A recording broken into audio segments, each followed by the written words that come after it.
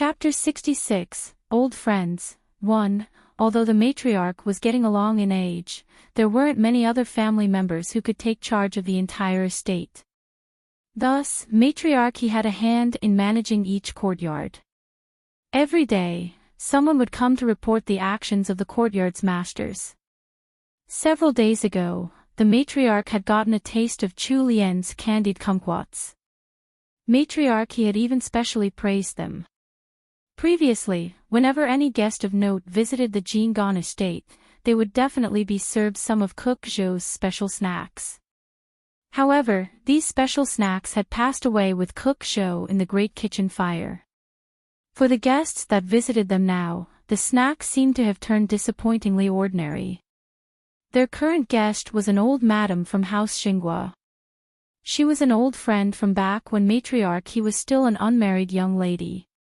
Their friendship had endured for decades, from their youth, all the way up until now, when they were both the matriarchs of their respective families. It was only natural that a friendship such as theirs couldn't be compared to the relations between other noble ladies. Old Duchess Xinghua was curious. She had never seen Chu Lien before. She used this fact to tease matriarchy. "Hey, my dear sister, why didn't you tell me that your granddaughter-in-law knows how to make desserts? Now that your pastry chef is gone, eating snacks here isn't as enjoyable as it used to be." The two of them were old friends, so they could speak more freely with each other. Thus, matriarchy ordered senior servant Lu to serve the pastries that Chu Lien had made. When senior servant Lu lifted the lid of the container, she couldn't help but let out a gasp of surprise. Matriarchy glared at her a little unhappily. "Matriarch, please forgive my rudeness. These desserts simply looked too beautiful and I lost my composure." "Oh. What kind of dessert could make Shang Yun lose her composure?" "Quick, bring it out and show me," old Duchess Xinghua urged. Shang Yun was senior servant Liu's name when she had been a young maidservant. By the time senior servant Liu finished placing the desserts on a small side table, even the two matriarchs who had seen many a dessert in their time were wide-eyed. The shaved ice dessert was not only fragrant, but also visually pleasing. Served in a porcelain bowl, the various colors of the fruits contrasted well against both the white of the dish and that of the milk. A few red orchids were arranged by the side of the bowl, making it look more like a piece of art than a midday treat. They almost couldn't bear to eat it. On the other hand, there was a clear, round water droplet that looked extremely interesting.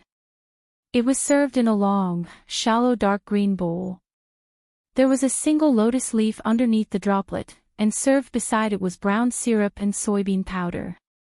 It looked just like a large bead of morning dew as it rested atop the lotus leaf.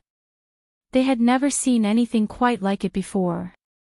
While the two madams were admiring the desserts, senior servant Lu spoke up. "Matriarch, third young madam said that it would have been a waste if she didn't make some desserts with the ice you sent over today. Thus, in return, she sent over this iced dessert and raindrop mochi. However, these two desserts are cold, so please don't eat too much of it since your bodies might not be able to take it." Old Duchess Xinghua curiously looked up. "You sent ice over?" Matriarchy took the initiative to explain how he Changdi had rushed off to the northern border. That child had clearly arranged everything early on, but he had only left a letter behind to explain where he had gone. She had sent Daolong to look for him, but there had been no news at all after most of the day had passed. It was obvious that he Changdi had already decided on this plan of his and had made his preparations beforehand. What a pity for her newlywed granddaughter-in-law. Old Duchess Xinghua frowned. "Sister, you have to arrange things carefully and make sure the servants in your estate keep their mouths shut. Otherwise, your granddaughter-in-law's good name might be tarnished." "Of course I know that. That grandson of mine caused too much trouble this time." Chapter 67, Old Friends. 2. This chapter has been stolen from LoveLore novels. Please read from the original source. No matter what, he Changdi was matriarchy's favorite grandson. She couldn't bear to blame him despite what he had done. Furthermore, he had already come of age. He was supposed to strike out on his own and make something of himself anyway. The Jingyan estate could not afford to keep any lazy masters around. Though, matriarchy did blame He Changdi for leaving so hurriedly without speaking with his family first. As for Chu Lian's reputation, He Changdi didn't seem to care much for his new wife anyway, so how could he have possibly made any considerations for her good name? Let's not talk about that now. Let's try out the desserts my granddaughter-in-law made. Old Duchess Xinghua smiled and graciously accepted a silver spoon that one of the maidservants passed to her. She then scooped up a small bite of the shaved ice and carefully tasted it. The taste of fruits soaked in honey, sweetened lotus, fresh water chestnut, and fragrant milk mixed in her mouth. It was ice-cold, refreshing, and carried the lovely taste of fruit. It was the best dessert you could have in this blistering summer heat. Old Duchess Xinghua immediately nodded her appreciation after only tasting a single bite. After living for so many years, I've never had such a delicious dessert before. Old sister, you're quite fortunate, aren't you? Matriarch hadn't really had any expectations towards Chu Lian, but her culinary skills had earned her old friend's praise and had given her something to be proud of. She immediately smiled from ear to ear, temporarily forgetting all about the melancholy and worry that He Changdi's sudden departure had brought about. The two old duchesses were both getting on in age, so they didn't dare to eat much more of the cold desserts, delicious as they were. In the end, they held themselves back and only ate half a bowl each. The servants by their sides also relaxed upon seeing this. I can't just partake in a gift from a junior for nothing. Here, help me give this bracelet to that granddaughter-in-law of yours. You'll have to let me take a look at her one of these days. Old Duchess Xinghua took off the emerald jade bracelet on her wrist as she spoke. The bracelet was clearly one of high quality, judging from the way the emerald streaked through the jade. Matriarch understood the personality of her old friend well, so she didn't reject the gift and let senior servant Lu accept it. I heard your grandson, Mr. Ching, likes eating interesting desserts like these. Why don't you take the rest of it home with you? I won't stand on ceremony with you then. Little Ching does love new desserts. Mr. Cheng's full name was Xing Tiancheng, and he was Duke Xinghua's heir. He was the same age as He Changdi and was also a young master born from the main branch of the family. However, he was the only legitimate son in his generation living in the Xinghua estate, so old Duchess Xinghua doted on him very much. Heir Xinghua liked to eat good food, especially the snacks from the Jingyan estate. Old Duchess Xinghua would always bring some back for her grandson every time she visited matriarchy. She was still lamenting Cook Shou's loss, but now that matriarchy had given her the snacks made by her granddaughter-in-law, she was happy again. Senior servant Lu remembered the advice that Shi Yin had given her when she had brought the desserts over. Third young madam said that this dessert can't be kept for more than half a day. Otherwise, it'll spoil. Google tag. Command push, function, Google tag. Display, div, gpt, add, 15058733000429-0. Old Duchess Xinghua laughed out loud. All right, I understand. It's getting late, so I'll return now. Old sister, don't worry too much about your Sanlang. I'll ask my husband to keep an ear out for news in a few days. After exchanging some courtesies, matriarchy sent her old friend away. When old Duchess Xinghua returned home, she coincidentally encountered her grandson returning home, too. He was dressed in a round-necked sapphire blue robe with a jade crown on his head. Although he had an average figure, his eyes would slightly crinkle whenever he smiled, making him appear quite warm and friendly. Grandmother, where did you go today? Old Duchess Xinghua chuckled. You little monkey. Are you trying to mind your grandmother's business now? Grandmother went to the Jingyan estate to visit an old friend. This is for you. The personal maidservant standing behind the Duchess passed over a small container with some cool vapor rising from it. The signature snacks of the Jingyan estate. No, not at all. The new third young madam of the Jingyan estate made this. Go and try them quickly, they can't keep for long. Grandmother's tired now, so grandmother will head back and rest. Don't disturb me. Jingwa took the snacks. He remembered that his senior brother from the Imperial College, Senior Shao, had just come to visit him, so he hurried to the outer court. TL note, Mr. Cheng is the male equivalent of Miss Su and Miss Yuan. It's a way to address a child of a noble house, both respectfully and affectionately, depending on the speaker. Naming a noble by their full name is considered disrespectful, so they tend to use titles paired with their surnames, Mr., Miss, Madam, Lord, Lady, etc. Duchess Xinghua actually used Mr. Cheng as well, but it doesn't really make sense in English to call your own grandson Mr., so I made it a little more affectionate with little. The He Cheng comes from the last character of his name, and not his surname. Chinese names are usually made up of a surname, optional middle name, and a first name. The optional middle name is usually shared amongst direct siblings in the modern world, but only amongst brothers in ancient China. So if you see a Jingti on something, that's most likely Jing Tiancheng's brother. The heirs of noble houses are referred to with a specific title, Shizi, that I've translated into heir XXX. Just remember that heir Xinghua equals heir of House Xinghua, and that his full name is Jing Tiancheng. Chapter 68, Personal Savings, 1. This chapter has been stolen from Valera novels. Please read from the original source. When Heir Xinghua reached the outer court's parlor, he saw two young men dressed in black robes, already seated and waiting for him. He quickly strode forward, and the two young men stood up to welcome him. Heir Xinghua. Ah, senior brothers, please don't stand on ceremony. Please call me Tiancheng. Sit down, sit down. Of the two young men, one of them was exceptionally handsome, of course, that was Xiao Bojian. The other young man, Qi Min, lived in the same place as Xiao Bojian. He had a square face and thick eyebrows, and he looked a little old. Qi Min came from one of the great clans of Jiangnan, and he was very loyal to his clan. The two young men were top students of the Imperial College. They were both about 20 years old, the time when many youths were filled with lofty aspirations.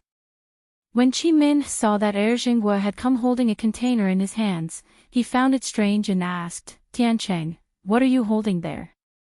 Heir Xinghua chuckled secretively and invited the two of them to sit by a table. He then ordered the maidservants to pour some sencha for them. He placed the container on the table carefully and said, these are snacks from the Jingyan estate. Qi Min was born from nobility and was used to all sorts of delicacies. He was extremely particular about anything he ate. Having studied at the Imperial College for more than 3 years, Qi Min knew all about the foods served in every single estate in the capital. He had researched the topic until he knew it like the back of his hand. The Jingyan estate snacks were famous, but he had never had the chance to try any before. When he heard that Tiancheng was currently in possession of some, he was both surprised and elated. Xiao Bojian blanked out for a moment. The Jingyan estate was Chu Lian's husband's family. The image of the young man he had seen accompanying Chu Lian in the Yingguo estate flashed through his mind. With elegantly arched brows, a cold aura, and thin lips, that man had placed himself between him and Chu Lian, held on to her hand, and left, without even letting him have another look at her. Heir Xinghua noticed that Xiao Bojian was in a daze. Senior Xiao. We'll be enjoying these snacks all thanks to you then, Tiancheng. Heir Xinghua smiled freely and opened up the container, which still felt cool. There was thick cotton cloth stuffed on the inside, keeping heat out of the box and maintaining the cool temperature inside. When Heir Xinghua saw the desserts within the box, he froze for a moment. This Tiancheng, what happened? Jingguo brought out the desserts in the box, still a little shaken. Look at this, Google tag. Command push, function, Google tag. Display, div, gpt, add, 1505873300429-0. He had eaten plenty of different snacks before, including even the ones from the palace, but never had Jingguo ever seen such beautiful, distinctive snacks like these before. Xiao Bojian and Qi Min were equally stunned. Qi Min lamented, no wonder everyone says that the Jing'an estate snacks are the best amongst the noble families. They are indeed extraordinary. The water droplet lying upon the lotus leaf trembled like a real dewdrop. However, Jingguo frowned slightly. Qi Min noticed that he looked a little off, so he called to him, perplexed. Tiancheng. Jingguo looked up at the two men. Truth be told, I've eaten the snacks from the Jing'an estate many times. They really are as delicious as rumored, but it's the first time I've seen a dessert like this. After saying so, Jingguo recalled what his grandmother had told him when she had given him the desserts. Grandmother had said that these were made by the new third young madam of the Jing'an estate. When he remembered that, Jingguo quickly sent his personal manservant off to the inner court to ask the old duchess. Oh. Has House Jing'an changed the way they make their pastries? Qi Min chuckled. Grandmother told me that these were made by the third young madam of House Jing'an. The other two didn't notice when Xiao Bojian's entire body stiffened. It was a cruel coincidence that the next joke out of Qi Min's mouth was, the third young madam of House Jing'an. Isn't that the granddaughter of old Duke Ingwa? He turned to Xiao Bojian. Bojian, old Duke Ingwa is your sponsor.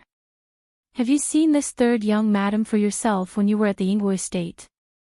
Even though his body was still a little stiff, Xiao Bojian replied with a normal expression, although I lived in the Ingwa estate for some time, how could I, an outsider, possibly have entered the inner court of a duke's estate? Don't joke around. He had an open face and good looks, so it was hard for people to doubt him. Qi Min quickly apologized. I went too far. They chatted as they watched the maidservants pour sencha for them. Finally, the manservant that Jingguo had sent to the old duchess returned. How was it? Jingguo asked. The manservant slightly bowed to show his respect as he said, reporting to the heir. The Jing'an estate's resident pastry chef passed away in a kitchen fire 2 days ago. The desserts that the Duchess brought back today were indeed made by the third young madam of House Jing'an. She even named the dessert as raindrop mochi. Jingguo was a little stunned. What a pity that the amazing pastry chef was gone just like that. However, a cook was just a servant to the nobility. If they were gone, then they were gone. Jingguo didn't say anything more and waved the manservant away. Come, let's stop talking. I was told that these desserts don't keep for long. Senior brothers, why don't you have a taste? They took up little silver spoons and tasted each of the desserts. Jingguo and Qi Min's eyes lit up, and they only had praise for the desserts. There was something special about pairing the refreshingly smooth raindrop mochi with sencha. Only Xiao Bojian dwelled on his bitter feelings alone, a dark glint flashing through the depths of his eyes. He thought of the girl who had now become the third young madam of House Jing'an, a tender, gentle, brave and careful woman. If not for her engagement, perhaps she would be personally brewing soups for him at home right now. Google tag. Command push, function, Google tag. Display, div, gpt, add, 1505873300429-1. The first person to taste this new, delicious raindrop mochi would have been him. The person showing off his perfect wife in front of his fellow students would also be him. Under the cover of his broad sleeves, his hands curled into fists until his knuckles turned white. TL note, Jingguo calls them senior brothers or Shixiang in reference to them being his seniors at school. Chapter 69, Personal Savings, 2. This chapter has been stolen from LoveLore novels. Please read from the original source. Meanwhile, back at the Jing'an estate Songtao court, Chu Lian was peacefully sleeping, completely unaware of all that had transpired. After eating the desserts with the servants, Chu Lian had retired to her bedroom. There was a small study by the bedroom she shared with He Sanlang, and it was meant for her use. It wasn't very big, but since it was right next to the bedroom, it was convenient. Chu Lian whiled away her afternoon inside the small study. The books she had brought over from the Ingguo estate were placed on the bookshelves here, as well as the books that the Jing'an estate had added on. There weren't many of them. On the bottommost shelf, there was a pear blossom wood container with copies of some of the works by a few famous calligraphy masters.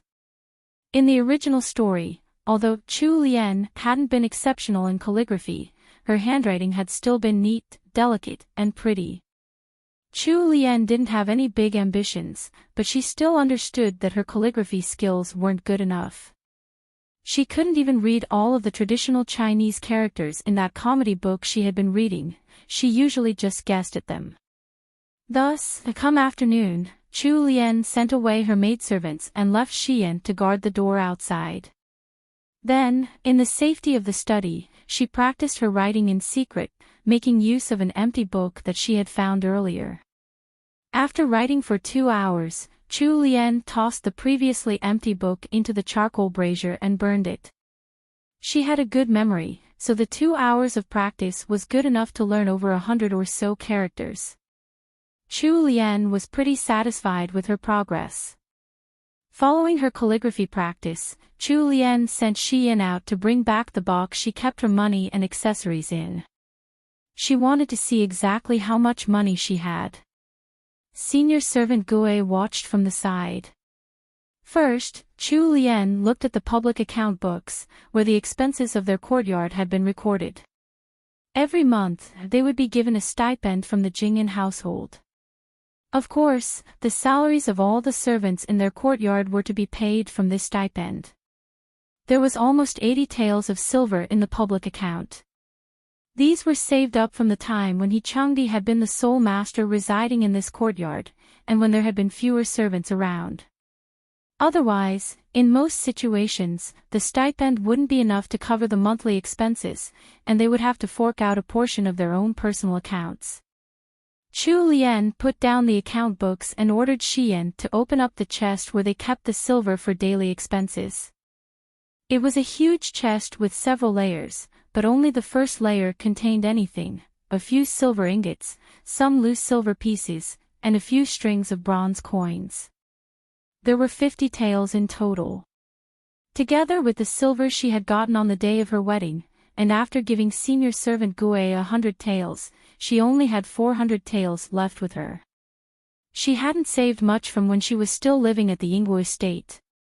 Furthermore, her mother had died when she was young, so she didn't have any silver lying around. In total, she only had about 450 taels of silver she could use.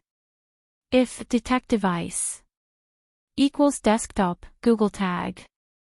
Command push, function, Google tag. Display, dvgpt advn underscoring content underscore a.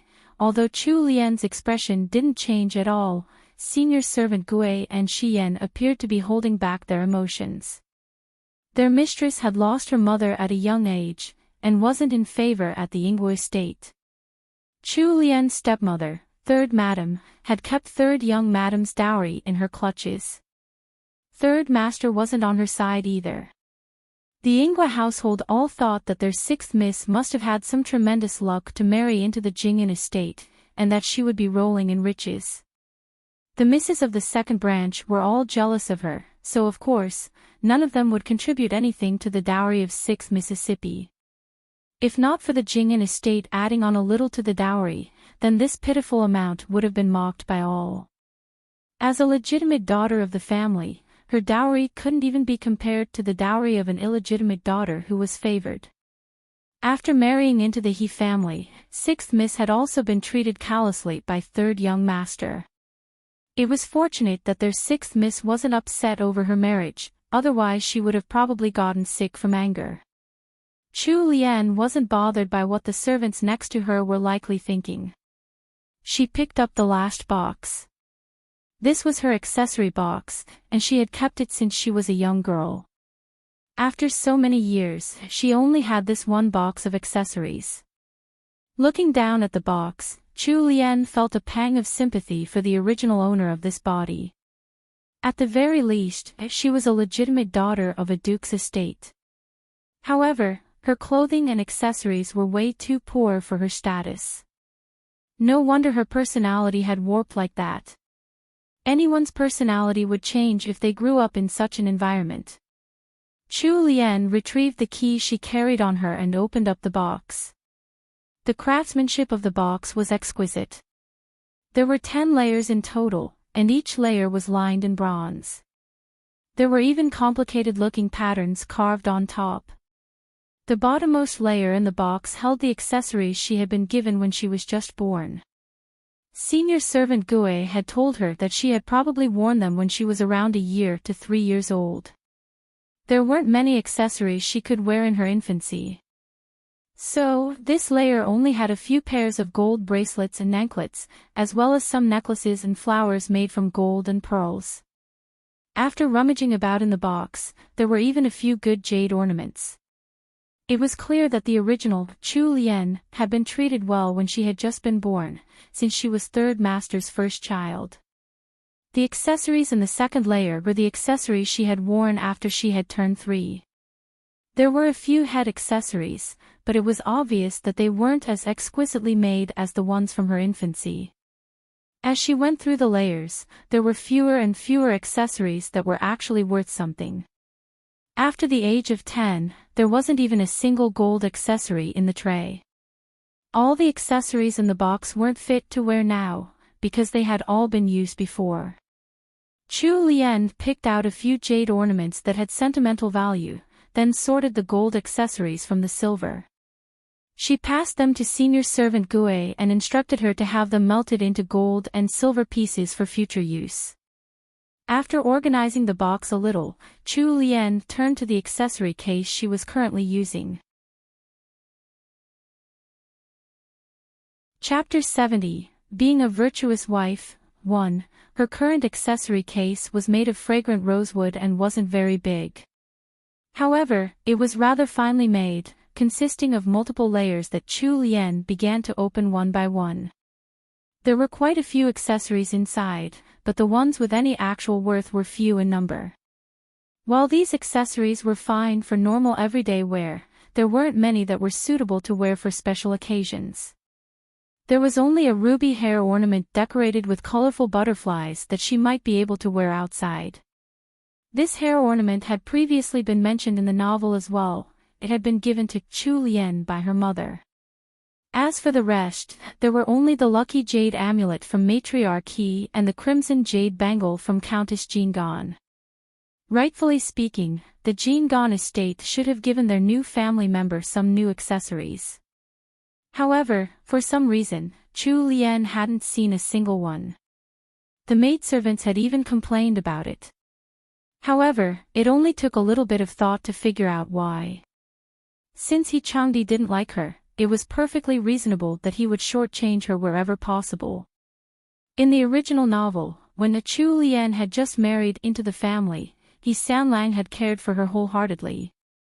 At the very least, he had never been stingy with clothing, accessories, or food. For hair ornaments alone, He Changdi had prepared over 10 of them for her. That wasn't a small number. Chu Lian pursed her lips and closed the accessory case. She didn't care even if he hadn't prepared anything for her. She didn't need anything from him. Once she earned enough money, she would draw out some designs and send them to an accessory store. Chu Lian wasn't bragging. Back in the modern world, not only had she studied design, but she had also traveled the world as a gourmand, taking in different cultures and styles. Her usual hobbies had consisted of sightseeing and eating good food. She could be considered a globetrotter. Now that she was in the Great Wu dynasty, the only other thing that she was good at besides cooking was drawing.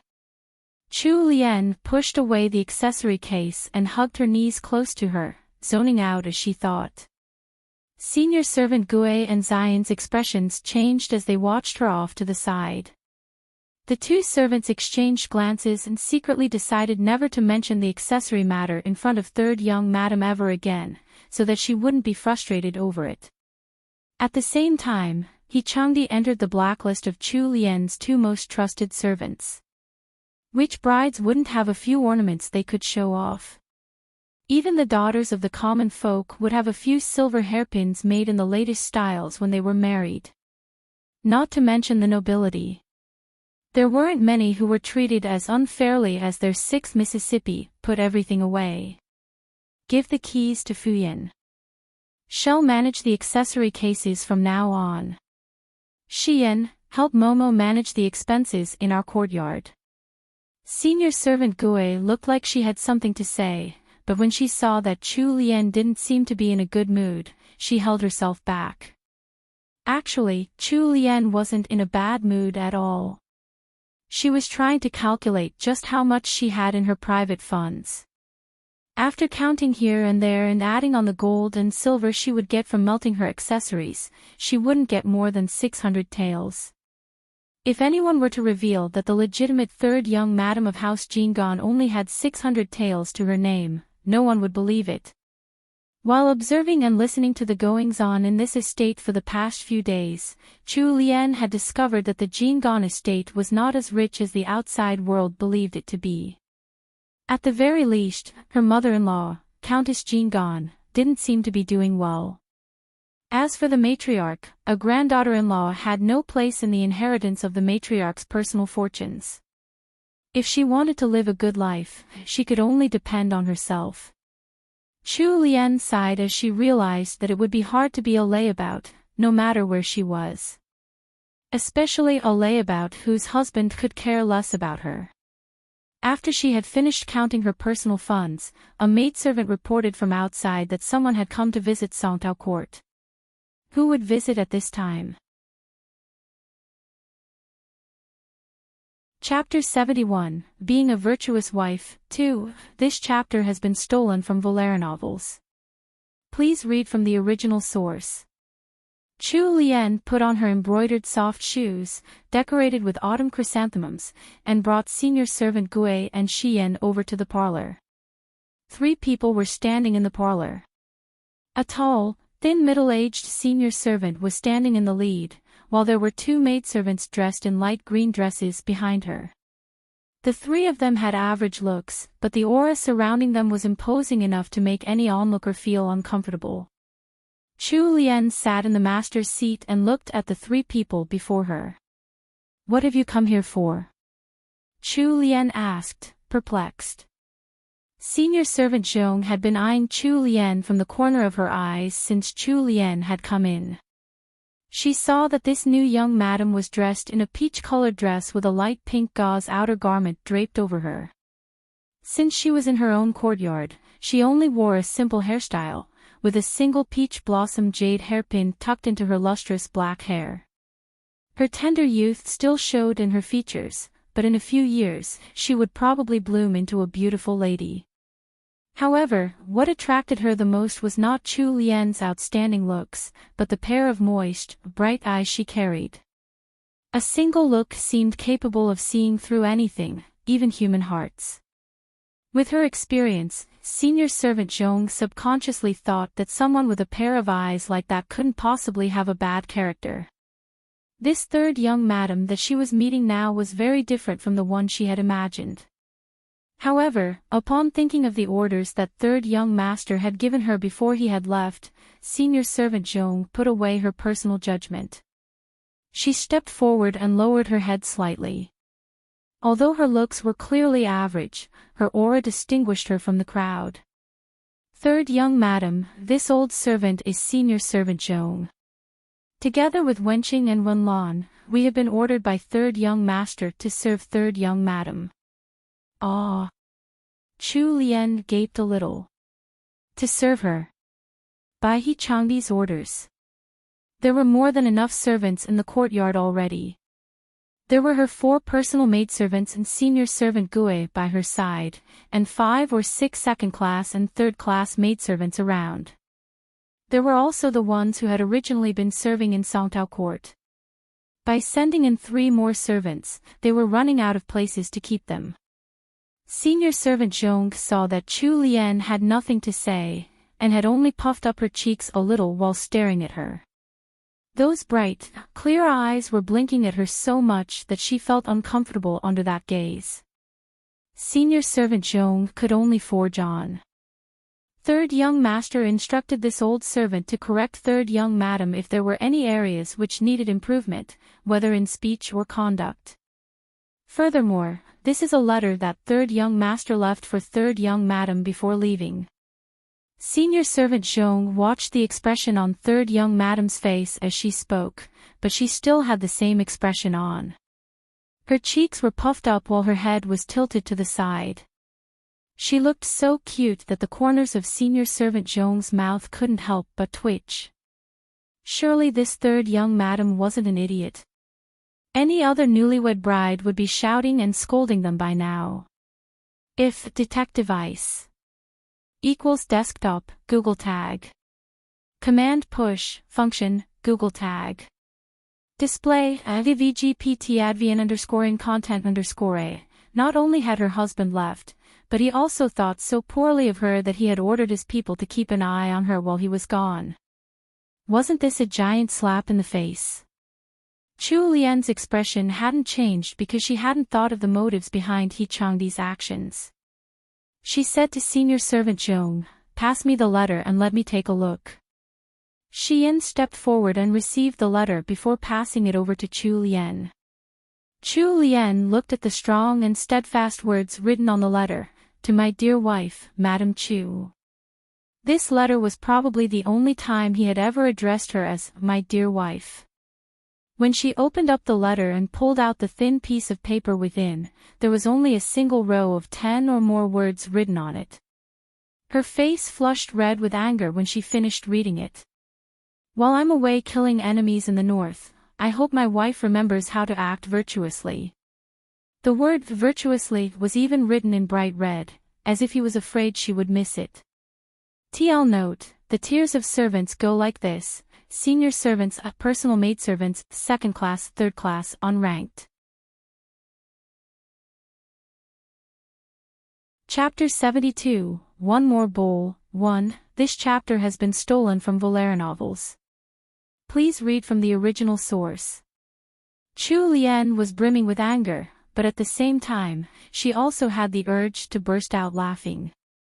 When had that fellow He Changdi seen her disobey the rules of a virtuous wife? Was it carved on her forehead somehow? Ooh, she was so frustrated. She didn't expect him to leave any sweet words for her, but at the very least, there really wasn't any need for him to leave a warning like this, right? That guy was off his rocker. Chu Lian could feel anger oozing from every pore on her body. She waved at senior servant Zhong and the 2 maidservants. "Since my husband has sent you here, senior servant Gue, help them get settled in." Ah. She was letting them go just like that. Senior servant Zhong held back the twitching of her mouth and quickly raised her head to peek at Chu Lian. While there was clear anger on her soft, young face, third young madam didn't seem to have any other thoughts. She couldn't resist thinking to herself, "This isn't right." If it were any other newly married young madam, and they found out that their husband didn't trust them, they would definitely run off to their mother-in-law to complain and show how aggrieved they feel. But all this third young madam did was puff up in anger and forget about doing anything else. Was this young madam simply too naive or too forgiving? "Senior servant Zhong, this way please." Now that senior servant Gue knew why senior servant Zhong was here, although her tone still seemed polite on the surface, she was clearly putting some distance between them. Senior servant Zhong could only bob in greeting before following senior servant Gue, bringing Wenqing and Wenlan with her. Senior servant Gue arranged for senior servant Zhong to stay in the room next to hers, while Wenqing and Wenlan were stationed next to the other personal maidservants, with one room for each of them. Chu Lian's gaze unconsciously drifted towards Wenqing and Wenlan as they were leaving. She noticed that their footsteps didn't make a sound, even though their motions were swift. Her eyebrows slowly drew together. At the same time, Mingyan came running in, her footsteps resounding loudly on the floor. A light bulb went off in Chu Lian's mind as she realized how the two new maidservants were different from the rest. They obviously walked without any noise. She had watched enough movies to know that these kinds of people were most likely martial artists. Perhaps these two maidservants practiced some martial arts. Chu Lian put these thoughts to the side and made a note to ask senior servant Zhong about it the next time they met. She met Mingyan's gaze and asked, "What's wrong? Why are you in such a rush?" Mingyan carried a small wooden box in. "These are the gifts that the matriarch and eldest young madam sent in gratitude for the desserts third young madam sent. They said the desserts were delicious, if detect device equals desktop, Google tag. Command push, function, Google tag. Display, advgpt advian _ content _ a. Chu Lian opened up the wooden box, only to see a jade bangle and a golden hairpin. Her eyes lit up. She had just been worrying about her lack of funds, and the matriarch and eldest sister-in-law had just sent some over. However, Chu Lian knew that this was only due to their consideration of He Sanlang's departure. Otherwise, how could they possibly have sent such a heavy gift in return for her sending some desserts? That was something that was expected of her as a junior family member. She waved at Fuyan to indicate that she should put away the gifts. After such a delay, it was already nightfall. She hadn't eaten properly in the morning or afternoon, and her stomach was growling. Thus, Chu Lian led Xiyan and Jingyan to the kitchen. Senior servant Zhong, Wenqing, and Wenlan had just finished moving in when they spotted Chu Lian's slender silhouette. She glanced in the direction that Chu Lian was going and her eyes widened. Third young madam is heading to the kitchen. Wenqing stood on her tiptoes and peeked over. Momo, there's only the kitchen in that direction.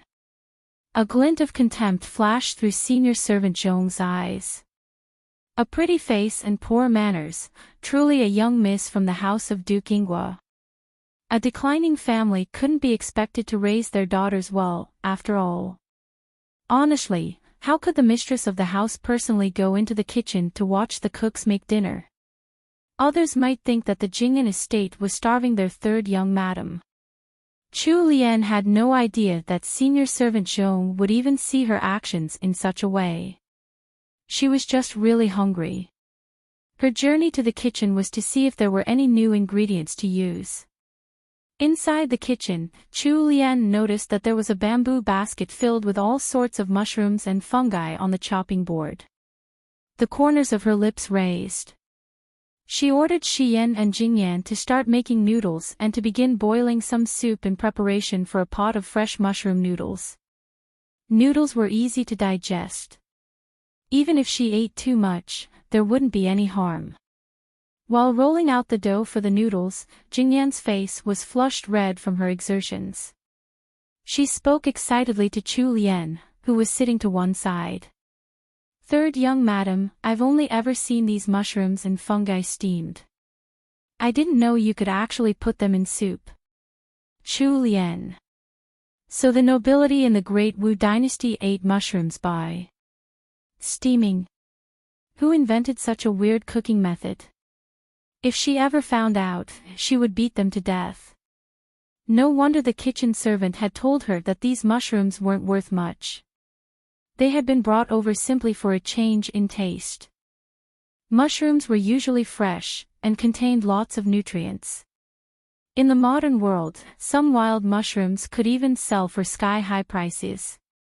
Here, no one cared much for them. They were seriously wasting valuable ingredients here. Put the mushrooms into the pork bone soup later, and add some milk. The noodles will become even more fragrant if you do that. Ah! Really? Jingyan's cheeks flushed even more when she thought of the delicious meal she would soon get to have. Her speed of noodle making increased further. Chapter 73, One More Bowl, 2. This chapter has been stolen from LoveLore novels. Please read from the original source. When the mushroom noodles were done, Chu Lian polished off her meal and went off to sleep. After an hour, senior servant Zhong and the other two maidservants were invited to have dinner. Ever since the main kitchen had been destroyed by the fire, all the servants in each courtyard took their meals in the courtyard's kitchen, like their masters. However, they always ate after their masters were done. As for the cooking, a cook had been dispatched to each courtyard. However, the cook at Songtao Court had nothing to do, because third young madam felt that the meals she made weren't good enough. At first, when Chu Lian had brought her personal maidservants over, wanting to make her own meals, the cook hadn't been too willing. However, after eating the meals that third young madam had made once, her attitude had done a big 180. She was almost like a dog, waiting close to the door every day for third young madam to come over again. All the servants in Songtao Court were blessed with the fortune to eat the dishes made by Chu Lian's instructions, every single day. Chu Lian wanted to make sure they had enough to eat as well, so she would always order more to be made. Senior servant Zhong and senior servant Gue, as well as the other maidservants, all sat at one table. She had been a second-class maidservant serving Countess Jingyan when she was younger. After giving birth to a child, she had become He Changdi's nursemaid. She had 2 sons of her own, and her eldest daughter-in-law had been pregnant with twins 2 years ago. She had been worried about her, so she had gone back to her village to take care of her daughter-in-law. It was only a few days ago that she had received He Sanlang's request and rushed back to the Jingyan estate to take up a post again. Countess Jingyan had been born into a life of luxury, and senior servant Zhong had been serving her since before she had come to the Jingyan estate. So, senior servant Zhong had eaten practically every delicacy there was. When she glanced at the flushed, excited faces of the maidservants around her, she felt disdainful of them. It was just a meal to keep your stomach full. Was it worth getting so excited over? It wasn't as if they weren't being fed regularly, or that they were some poor commoners who would count themselves lucky to taste some meat once every few months. The contempt in her heart towards third young madam's servants increased, and she thought that third young master had been smart to send her here to watch over third young madam. She and the people around her were acting below their station. They had to be watched so that they wouldn't disgrace the name of House Jingyan. Senior servant Gue coolly observed the expression on senior servant Zhong's face. She could see that this senior servant Zhong looked down on their 6th Mississippi. The corners of her lips raised, mocking her as she gestured to the lower-class maidservants. Bring in the meal. Jingyan gulped a little and couldn't help but exclaim, Momo, we're having mushroom noodles tonight. It's my first time eating something like that, I'm drooling just smelling the flavor. Senior servant Gue shot a look at Jingyan. Senior servant Zhong, who was sitting opposite her, also shot senior servant Gue a look of contempt. In a moment, the maidservants had brought in the white porcelain dishes containing the noodles. They placed them on the table first, and then placed down a few side dishes following that. Refreshingly crisp pickles, wood ear fungus wrapped in bean curd skin, and soybeans that had been pickled just right. The white porcelain bowls surrounded the plates of side dishes. Inside them, the noodles swam in a fragrant, thick, milky white soup. Shiitake mushrooms, slices of king oyster mushrooms, enoki mushrooms, and oyster mushrooms were arranged neatly on top of the noodles. If detect device equals desktop, Google tag. Command push, function, Google tag. Display, advgpt advian _ content _ everything was garnished with chopped spring onions. The vibrant green dots shone against the milky white soup like glimmering emeralds. Steam rose from the white porcelain dishes, hooking the appetites of everyone present. Senior servant Zhong stared at the mushroom noodles before her with widened eyes. When she recalled the tasteless mushrooms she had eaten before and compared them to the masterfully arranged, delicious-looking mushroom noodles before her, she couldn't hold back a gulp. Without giving her time to voice her questions, everyone at the table picked up their chopsticks and began to eat. The feast was right before them. Who would bother with conversation? Only the whooshing sound of noodles disappearing resounded in the hall. All the young maidservants shed their usual grace and poised to scarf down their meal. They couldn't help eating quickly. They had seen that there wasn't much left in the pot. For the sake of having a second bowl, they had to eat as quickly as they could. Senior servant Zhong swallowed her words and shot a look at Wenlan and Wenqing. Then, she picked up her chopsticks, grabbed some noodles, and placed them inside her mouth. One moment she was chewing on them, and in the next, the speed of her chopsticks sharply accelerated. It wasn't until the last mouthful of thick soup had disappeared down her throat that she huffed out a long breath. She felt refreshed all over, and that delicious flavor still remained on her tongue. Unfortunately, that serving of noodles had been a little on the small side. She wasn't full yet. Thus, she turned to the maidservant behind her and said, "Bring me another bowl." The maidservant looked troubled as she replied, "Momo, there's no more noodles." "What? No more?" Senior servant Zhong resisted the urge to spit up blood. She had just seen a full pot of noodles, yet it was all gone just like that. What kind of appetites did these people have? Senior servant Zhong turned her head to the large pot nearby. As expected, there were only a few pitiful spoonfuls of soup left in the once full pot of mushroom noodles. A maidservant dressed in emerald was even pouring the last bit of soup into her bowl. Senior servant Gue was already an experienced veteran in the battle for food, so she was much calmer than senior servant Zhong. She set down her chopsticks and smiled elegantly at senior servant Zhong. "Senior servant Zhong, please take your time to eat.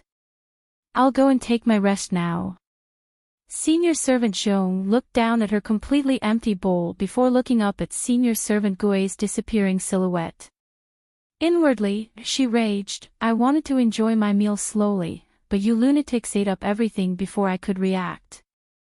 What am I supposed to eat?" She coughed once before bringing Wenlan and Wenqing away. On the way back to their rooms, Wenqing couldn't resist saying, "Momo, the meals here are so delicious, but I couldn't eat my fill." Senior servant Zhong rolled her eyes. She hadn't been able to eat her fill either. Thus, the originally calm and stately senior servant Zhong decided to eat more quickly at the next meal, so she might be able to get a second serving. TL note: mushroom noodles sound delicious. Handmade noodles, even. Mushroom noodles in soup. Chapter 74. He finally did something right. 1. This chapter has been stolen from LoveLore novels. Please read from the original source. On the day that He Changdi had abandoned his wife to join the army, Chu Lian had been sound asleep in her nice, warm bed, without any dreams to disturb her slumber. On the other hand, He Sanlang was bringing Liyue along his hasty journey down the roads at Zhangzhou, a city near the capital. Although no one back in the estate knew of the path he was going to take to the northern border of Liangzhou, to avoid getting chased, he traveled at double the usual speed, day and night. It was still in the middle of summer, so even though the skies turned dark during the night, there were no cooling breezes to lighten the heat. Not only that, it was so stuffy and hot that their tolerance wore thin. The two horses flew down the highway with their riders both laden with cloth packs. Although the breeze created by their horses' movement was a little cooling, after getting jolted around on horseback for an entire day, even the sturdy He Sanlang was nearing the ends of his endurance. While bearing with the burning pain coming from their inner thighs, the two of them clocked another 10 miles on their journey. Under the faint moonlight, Liyue spotted a grass shack up ahead at the fork in the road. His joy showed on his face. "Third young master, there's a grass shack ahead." Why don't we rest here for tonight? There were still 40 to 50 miles to go before the next city.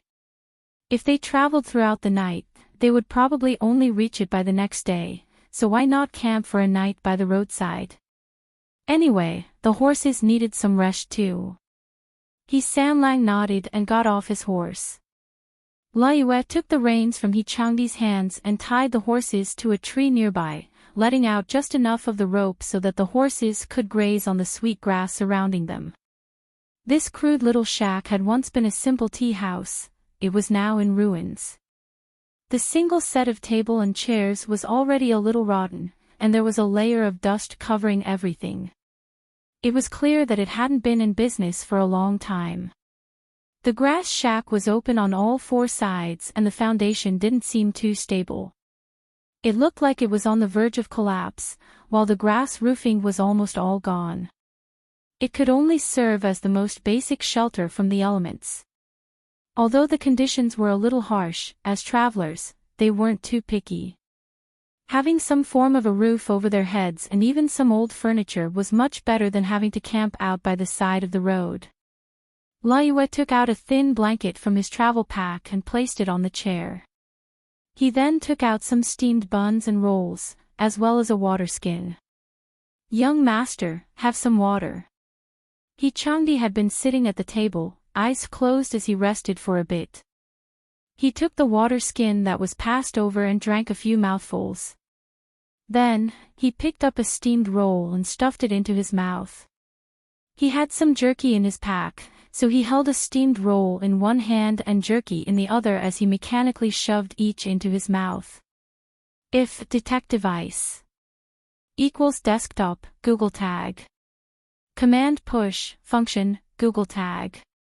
Display, VGPT advn underscoring content underscore A. In his past life, after he had been betrayed by Chu Lian, he had suffered a lot while wandering in the wilderness. He had even eaten grass, bark, and tree roots before. Having steamed rolls and jerky to eat wasn't too bad in comparison. There was nothing to complain about, and he wasn't someone unreasonable. Although he used to think that meals were just a means to fill his stomach, for some reason, eating jerky and dry steamed rolls out in this desolate place made him feel upset. As he chewed on his rations like a robot, he shut his eyes and the memory of that delicious snow fungus and lotus seed porridge came to mind. Wontons with steam rising off them, and those scallion pancakes attacking his senses with the aroma of spring onions. Changdi swallowed hard and forced the dry steamed roll down his throat. He opened his eyes in irritation, forcing himself to stop thinking of the delicacies made by that wicked woman. He bit off a piece of jerky, but the thought of what that wicked woman Chu Lian was making for her dinner tonight came unbidden to his mind. The more he ate, the more upset he got. After enduring a few more bites of food to stave off the hunger gnawing at his belly, Sanlang threw the rest of the steamed rolls and jerky back into his pack in a restless fit. He drank more water before moving the blanket to the ground and forcing himself to sleep. The two of them were so tired after a whole day of travel that they didn't want to move anymore. Liyue leaned against the corner of the table with a steamed roll in his hand. He sighed as he ate, looking up at the moon hidden behind the floating clouds. Gulping down a mouthful of steamed roll, he sighed and said, "I really miss that braised pork that third young madam made. It was so tasty. What a pity I'll never be able to eat it again." He had just finished speaking when he felt chills run down his back. Turning his head, he met with Changdi's cold, fiery glare. When he thought of the way that third young master had been eating his meal unhappily, he quickly shut his mouth. When Changdi saw that the noise beside him had ceased, he shut his eyes with a stiff expression. Humph. Just because he was gone didn't mean he would let that wicked woman off the hook. He had sent some of his people to her side, people who he knew would watch her at all times. Let's see if she still dared to fool around with Xiao Wujing now. If they dared to have even the slightest bit of dalliance, he would definitely divorce her right away, without any mercy. He would completely destroy her good name and ensure she would never be able to hold her head up high in the capital ever again. When he imagined what Chu Lian's expression would look like when she received his letter from senior servant Zhong, the silly He Sanlang felt vindicated. That thought dispersed his previous dissatisfaction from the terrible meal, and his dark expression lightened. Tucking his hands under his head, he slowly slipped into slumber. However, in the middle of the night, a sudden bout of heavy rain and wild winds flipped their little grass shelter over. Accompanied by the roaring of thunder, raindrops as large as beans fell, instantly soaking the two men sleeping on the ground.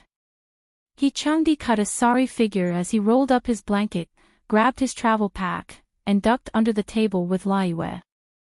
The whole situation completely embodied the idiom, when it rains, it pours.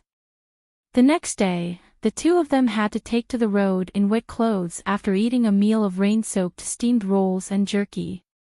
He Sanlang's face mirrored the dark clouds of the storm last night. Laiyue followed behind him with an awkward smile. "Young master, please bear with this for now. When we reach the next city, we'll be able to have a hot meal. Although it won't be as delicious as third young madam's cooking, it'll be much better than the wet steamed rolls and jerky we just had." Laiyue's comforting words were like adding oil to the fire. He Sanlang almost exploded in a fit of temper. "Shut up. If you mention Chu Lian one more time, I'll make sure you won't get a single hot meal." With his ultimatum made loud and clear, He Changdi fiercely whipped his horse, his originally handsome face now twisted into a terrible expression. He took off on the highway before Laiyue could follow. Laiyue didn't know which part of his words had offended third young master. He scratched his head in confusion, and could only try to keep up with his master. "Ah, young master. Please don't move so quickly. Wait for this servant." TL note, Minis only get rough camp rations to eat. These are pretty delicious by modern standards though. Steamed buns, aka mantu if detective ice. Equals desktop, Google tag. Command push, function, Google tag. Display, advgpt advian underscoring content underscore b, pork jerky. Chapter 75. He finally did something right, too. This chapter has been stolen from LoveLore novels. Please read from the original source. Chu Lian slept soundly all the way till morning. The storm last night had lowered the usual heat of the day, and dewdrops hung on the grass and flowers in their little garden. After taking in a breath of the morning air, she felt very refreshed. The next thing she did upon waking up was to stare at the auspicious tapestry of fertility on the canopy of the bed while lost in thought. In the original novel, Chu Lian had set fire to the main kitchen, so that the eldest young Madame Zhou, would become heavily injured and pass on the household management rights to her. Madame Zhou's maiden family was House Dingyuan, and she was the eldest legitimate granddaughter of Marquis Dingyuan. It would be old Marquis Dingyuan's 60th birthday tomorrow. As relatives through marriage, the Jing'an estate would have to attend to express their well wishes. Madame Zhou had been heavily injured in the original story, so she had been unable to attend. Thus, matriarchy had brought Chu Lian along with her to send their congratulations to the Dingyuan estate. Chu Lian had not only met Xiao Bojian in the Dingyuan estate, but a series of events had happened that destroyed Chu Lian's reputation and sowed the seeds of suspicion between Chu Lian and matriarchy. Since she knew what kind of disaster was going to happen at the Dingyuan estate, she had to find a way to avoid going there at all costs. Furthermore, Madame Zhou was perfectly well now. Her attendance at that event wouldn't make an impact on the Jing'an estate at all. After completing her plans, Chu Lian got out from bed. This morning, she taught Xian how to make steamed soup dumplings. When a basket of soup dumplings was brought down from the tower of steamer baskets, she could see wisps of hot air rising from it. Chu Lian picked one dumpling up and bit a small hole at the top before gently sucking out all the fragrant juices within. She had purposely made them perfectly bite-sized, so she ate the whole dumpling in a single bite. There was no better feeling in the world. Paired with crisp pickled cucumbers and thick rice porridge, Chu Lian ate half a basket of dumplings. The remaining baskets were shared amongst the servants in Songtao Court. Since they had some martial arts skills, senior servant Zhong, Wenqing, and Wenlan were able to take a whole basket for themselves. There wasn't any trace of their haughtiness or calm from last night as the three of them wolfed down their food. Chu Lian's mouth twitched as she watched them. She wondered how Changdi would react if he found out the people he had sent to watch her had been bribed by just 2 of her meals. When they were done with breakfast, she sent for senior servant Zhong to ask her some questions. Chu Lian didn't like to keep people on tenterhooks, and she didn't have any knowledge of senior servant Zhong since she didn't appear in the book. Thus, she just spoke in a straightforward manner. Senior servant Zhong was slightly gaping. She hadn't thought that third young madam would see through Wenqing and Wenlan's martial arts skills in just a single night. She suppressed the shock in her heart and replied, "Third young madam, Wenqing and Wenlan have indeed undergone martial arts training." Chu Lian turned her gaze to Wenqing and Wenlan, who seemed average in both looks and figure to her. She continued to ask them questions purely out of curiosity. How are Wenqing and Wenlan's skills? If detect device equals desktop, Google tag. Command push, function, Google tag. Display, VGPT advian _ content _ Senior servant Zhong felt a little dizzy. She quickly looked up in disbelief at Chu Lian. Why did it seem like third young madam's thoughts were completely different from most people? Wouldn't most young madams ask something like, why were these servants assigned to me? To watch over me? Does my husband not trust me? If she encountered such questions, she could simply reply, "Third young madam, you're thinking too much of it." However, this young madam was completely deviating from the script. She couldn't even speak the lines she had prepared. Senior servant Zhong swallowed back a mouthful of blood. A twitch developed in her eyelid as she looked towards Wenqing. When she received the senior servant's pleading look, Wenqing quickly stepped forward and said proudly, replying to third young madam, "This servant can deal with 4 or 5 normal men easily." Senior servant Zhong. Even the usually unflustered Wenqing had been led away from their main purpose by third young madam. They had been sent here to keep a close watch on third young madam.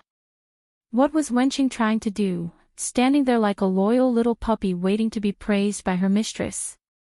Senior servant Zhong suspected that if she stuck a wagging tail onto Wenqing's back right now, it would fit her perfectly. She felt the urge to give them a talking to once they were dismissed. Chu Lian had simply been guessing at Wenqing and Wenlan's martial arts ability yesterday.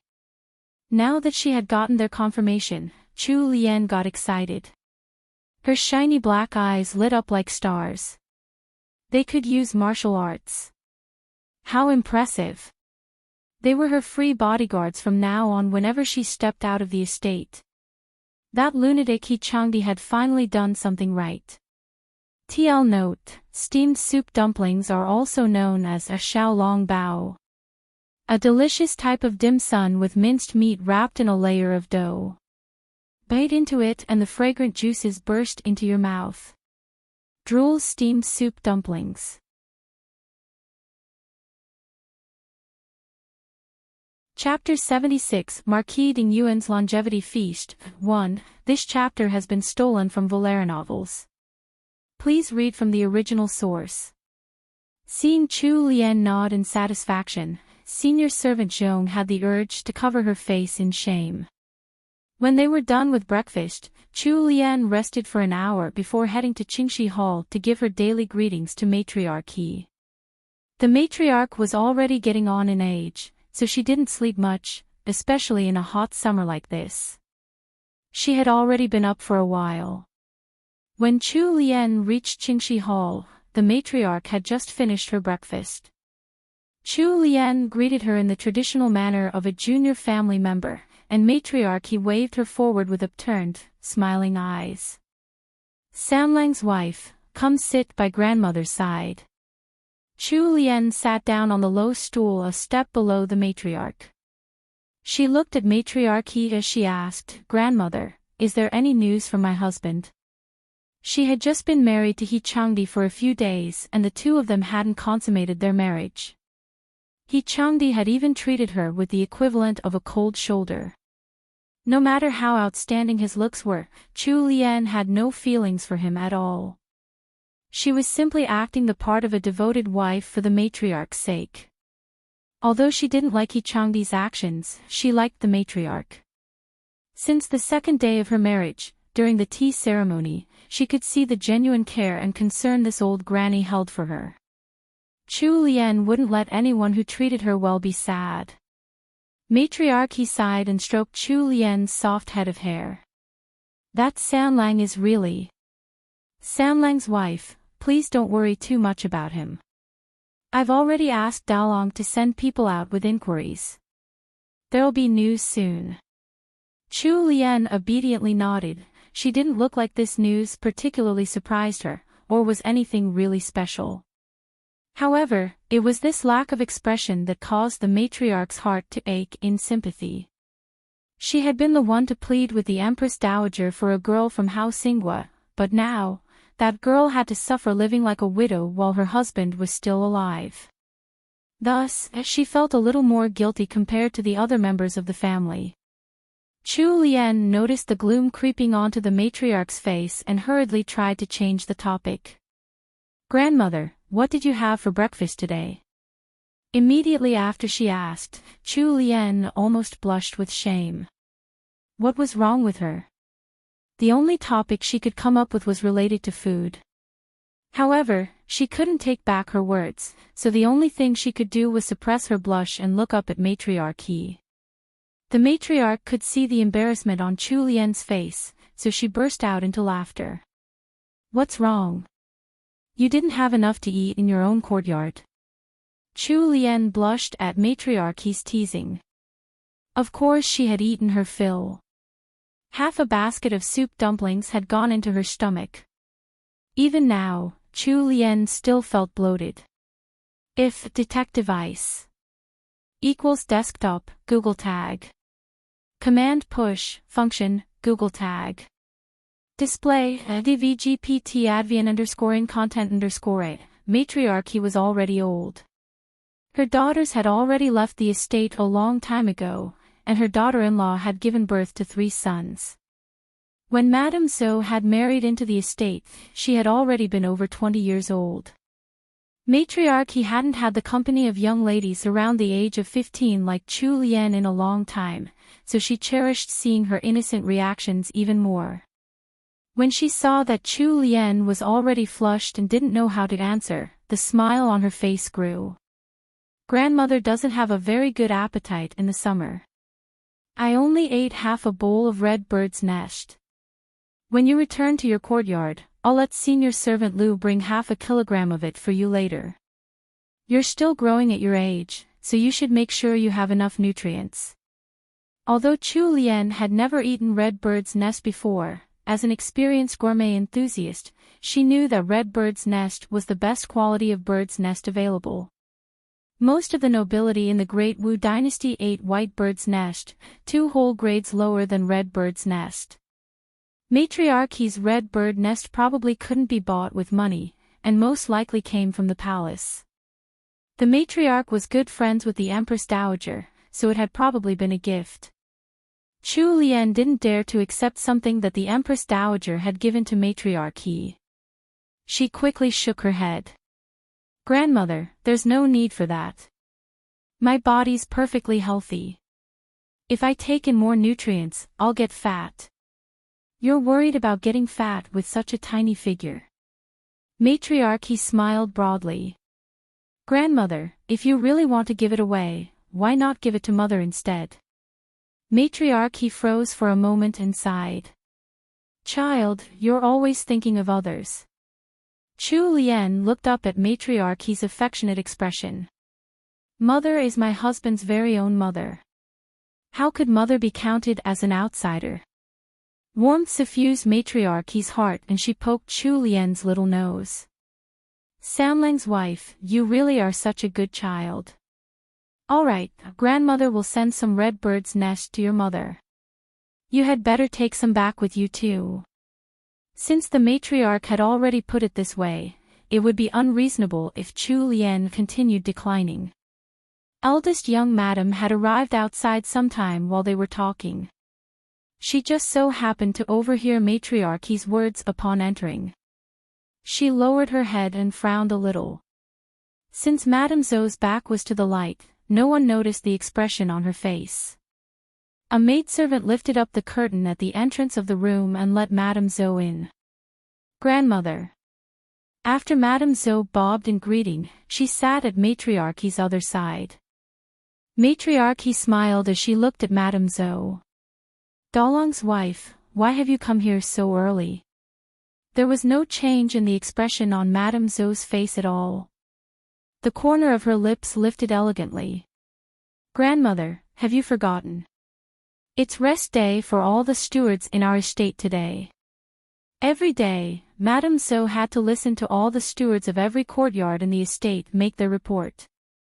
She would only come to Qingxi Hall to greet the matriarch when she was done. After that, she would visit her mother-in-law. That's right, it's the 16th today. Grandmother's forgotten all about the date. Madame Zhou exchanged small talk with the matriarch for some time, but seeing that Matriarchy didn't mention the red bird's nest at all, she couldn't help but feel disappointed. TL note, there are many types of bird's nest available out there. The red/blood bird's nest that they have here is commonly thought to contain blood from the parent birds, but the red color actually comes from minerals from the environment, e.g., limestone caves. Here's some delicious soup. Red bird's nest soup and more information about the types of bird's nest can be found here, https://mo. Files. WordPress. com/2014/08/birds nest soup. JPG if detect device equals desktop Google tag. Command push function Google tag. Display avgpt advian_in content_b.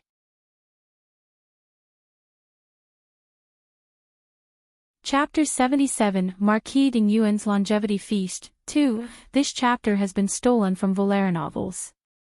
Please read from the original source. Matriarchy picked up her teacup and took a sip. Dalong's wife, it's your grandfather's longevity feast tomorrow, isn't it?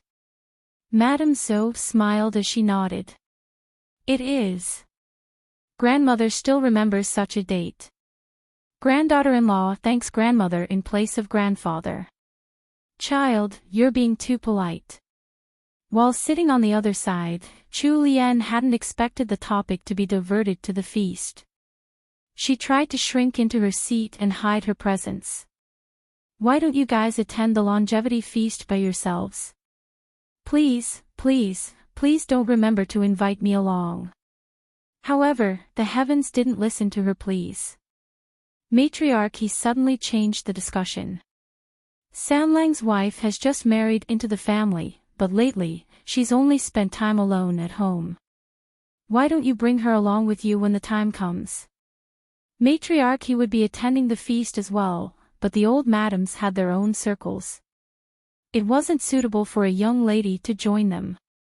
Since Chu Lien was a newlywed and Madame Zhou was still young, it would be better for Madame Zhou to introduce some of the young madams of the capital to Chu Lien.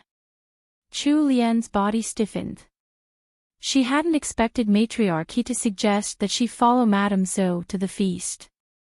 She wanted to speak up and reject the offer, but this wasn't the right time for her to speak. She could only pray silently in her heart. Madame Zhou, please don't agree to it. Madame Zhou was a sweet-tempered person, so she didn't hesitate as she replied, yes, grandmother. Please don't worry. I'll bring third sister-in-law with me tomorrow and take care of her. Matriarchy nodded in satisfaction. He Changdi had just left home, and there hadn't been any news of him yet. She wanted to help Chu Lian take her mind off her missing husband, so she had made the suggestion to Madame Zhou. However, her good intentions had actually caused more trouble instead. Chu Lian was suffering inwardly beyond words, but she couldn't show any of it. She could only brace herself and agree to the outing. The two granddaughters-in-law sat with the matriarch for a while longer before they took their leave to visit their mother-in-law. If detective ice equals desktop, Google tag. Command push, function, Google tag. Display, dvgpt advian underscoring content underscore a. Countess Jingin's condition wasn't too good today. When Chu Lian arrived for her visit, the countess was still asleep. Madame Zhou and Chu Lian sat in the outer room for 10 minutes before leaving and returning to their respective courtyards. The next day, Chu Lian was to follow her sister-in-law, Madame Zhou, to the Dingyuan estate for the longevity feast. When she woke up in the morning, senior servant Gue and Xian helped Chu Lian into the dress they had already picked out. Since she was still a newlywed madam, they had chosen a brightly colored dress. It matched perfectly with the ruby hair ornament Chu Lian had. Before leaving Songtao Court, senior servant Zhong suddenly coughed once. Chu Lian turned around and gave senior servant Zhong a weird look before realization dawned on her. She then ordered, Xian and Wenqing will serve me at the Dingyuan estate today. The two maidservants obediently agreed. Senior servant Zhong shot a look at Wenqing. Before they left the courtyard, she even whispered a reminder into Wenqing's ear. Remember what I said last night. If you slip up, just wait for your punishment when you return. Wenqing nodded fervently. Rest assured, she wouldn't let any men near third young madam at all. For the sake of her delicious meals, she was going to fight with all her might. Any shameless man who wanted to snatch her third young madam away would be beaten down without mercy. Luckily, senior servant Zhong wasn't able to read Wenqing's thoughts. Otherwise, she probably would have puked up a mouthful of blood. Girl, that wasn't what she instructed you to do last night. When they reached the screen at the entrance of their estate, Chu Lian was invited by senior servant Lu to take matriarchy's carriage. Madame Zhou boarded another carriage with her two daughters, Little En and Little Lin, while her husband, He Daolong, followed next to the carriage on horseback with the guards. Their party left the Jing'an estate and made their way towards Marquis Dingyuan's estate. Matriarchy's carriage wasn't very big, but it was comfortable inside. Senior servant Lu sat by the matriarch while Chu Lian sat opposite them. Senior servant Lu had a round fan in hand and was gently fanning the matriarch. Matriarchy was wearing a dark purple 8-bolt dress, as well as an emerald green headband embroidered with a pattern for fortune tied around her head. Her white hair was held up by a long hairpin made out of carved jade. She looked like a noble old madam, subtle and dignified. Sanlang's wife, have you visited the Dingyuan estate before? When matriarchy spoke up, Chu Lian realized why the matriarch had invited her to share her carriage today. The matriarch wanted to give her some pointers on the connections between the people of the Dingyuan estate. Although she knew a little about the events of the novel, there was a limit to how much could be conveyed without diverting too much from the plot. She couldn't possibly know about the relations of every single family in the capital, so she shook her head honestly. Matriarchy was very satisfied with her honesty, so she quietly revealed everything she could. House Dingyuan was Madame Zhou's maiden family. They were flourishing in terms of population, and Madame Zhou was old Marquis Dingyuan's eldest legitimate granddaughter. Imperial Consort had come from the Dingyuan estate, and was old Marquis Dingyuan's daughter. However, it had been many years since Consort had entered the palace. She had only given birth to a single daughter, who had unfortunately passed away at the age of 5. Princess Liao looked quite similar to Consort's deceased daughter, so amongst the many princes and princesses in the palace, Consort's favorite one was the 10-year-old Liao. By the time they reached the Dingyuan estate, Chu Lian had already been given a clear picture of House Dingyuan's situation. In summary, Marquis Dingyuan was one of the emperor's most trusted officials, and they couldn't afford to offend them. When Matriarch He noticed the slightly overwhelmed expression on Chu Lian's face, she smiled and patted Chu Lian's hand in comfort. Don't worry, grandmother told you all this just to let you understand what's going on in the Dingyuan estate. As for the rest, don't think about it. Just follow your sister-in-law. She'll take good care of you.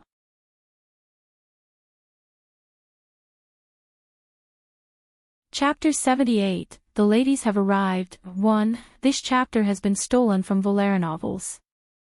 Please read from the original source. Chu Lian nodded obediently.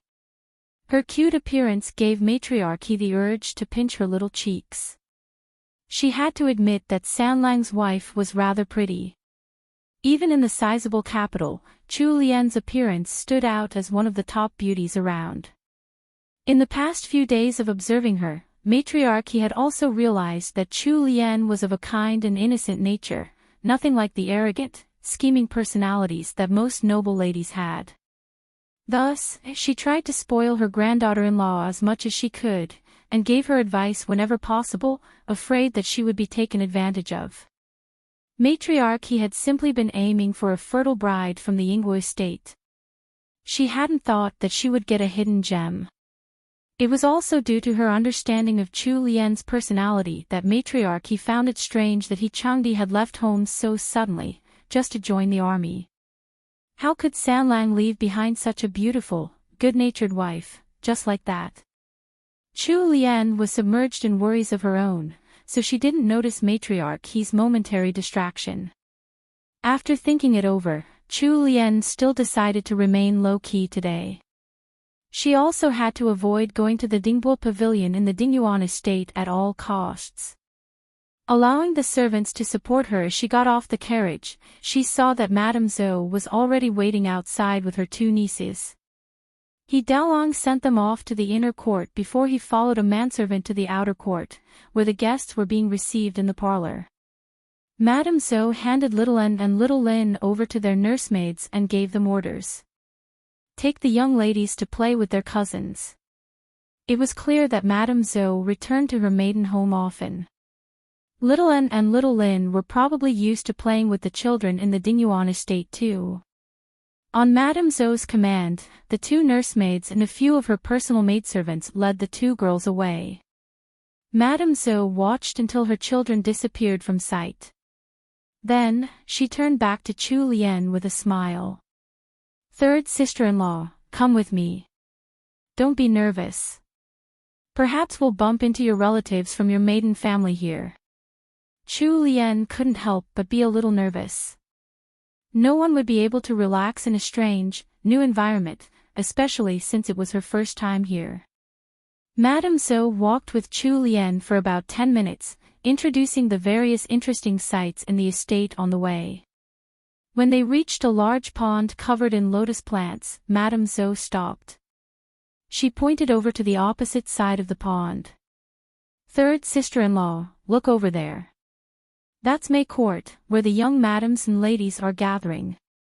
Chu Lian looked in the direction that Madame Zhou pointed out.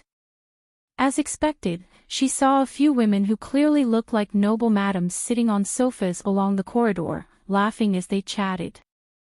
Maidservants and older servants were bustling in and out of the parlor next to the water.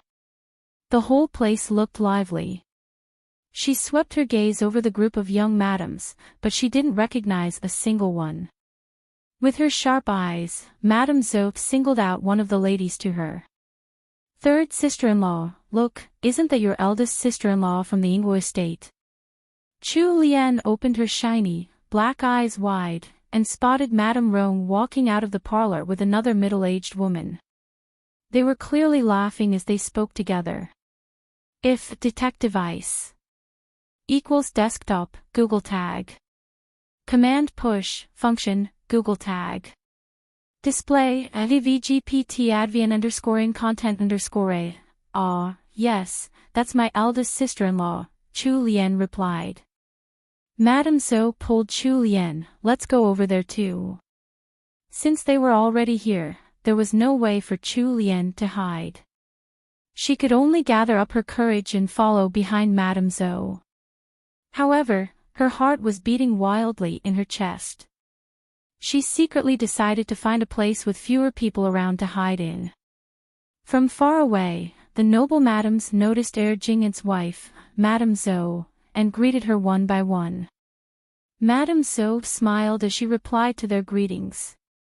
All right, you don't have to stand on ceremony with me. It's my grandfather's longevity feast today. I should be thanking you for attending the celebrations." The madams replied appropriately, "Not at all, not at all." Madame Zhou then retreated a step to reveal Chu Lien standing behind her. "You probably don't know her yet, but this is my third sister-in-law, the sixth miss from House Xinghua." Chu Lien bobbed in greeting. All the noble madams returned her greeting. However, when Chu Lien quickly glanced at them, she noticed contempt and scorn in their eyes. Her expression stiffened a little, and she instantly realized why these people seemed to look down on her. However, she wasn't the original Chu Lien, so she didn't take it to heart. Although their stares made her feel a little uncomfortable, her usual brand of carefree personality stopped it from bothering her too much. She didn't need to rely on their help to survive, so why should she care about what they thought of her? All she had to do was live happily without any regrets. After sorting through her thoughts, the nervous tension on her face disappeared, and her bright, sunny nature shone through. Chu Lien was in the best time of her youth right now. With her natural beauty, and with how Xian had specially dressed her up this morning, she looked like a stunning young lady. The relaxed and open expression on her face only highlighted her pretty looks. She calmly and generously greeted all the noble madams. This time, the madams were the ones who felt uncomfortable. However, they could only bear with it on account of Madame Zhou watching them. Madame Zhou brought Chu Lien over to pay her respects to Madame Huang, the wife of Heir Dingyuan. Although Madame Zhou was the eldest legitimate granddaughter of House Dingyuan, she was born from the second branch instead of the main branch.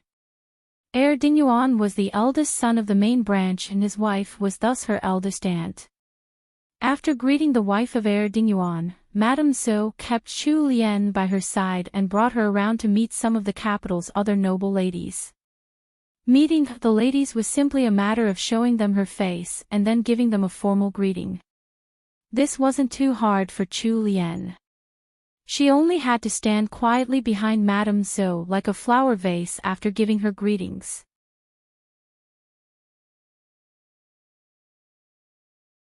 Chapter 79, The Ladies Have Arrived. 2. This chapter has been stolen from LoveLore novels.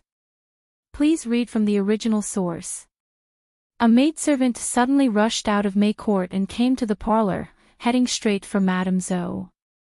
When she reached Madame Zhou's side, she tiptoed a little and whispered something into Madame Zhou's ear.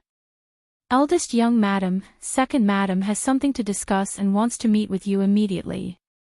Madame Zhou's expression immediately turned solemn.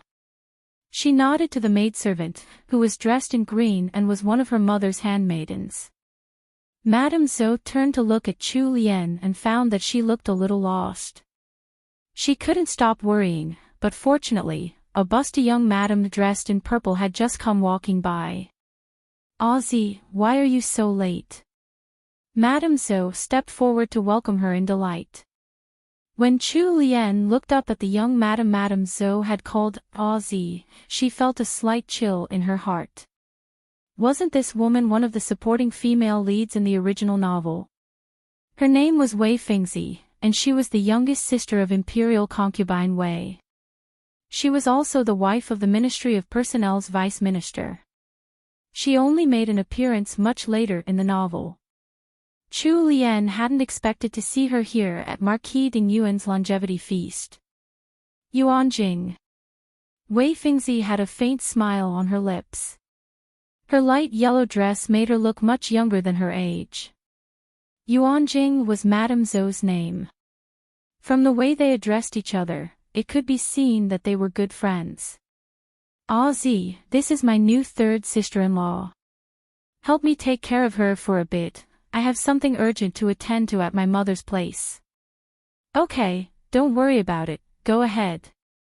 Wei Fingzi sent a reassuring look to Madame Zhou.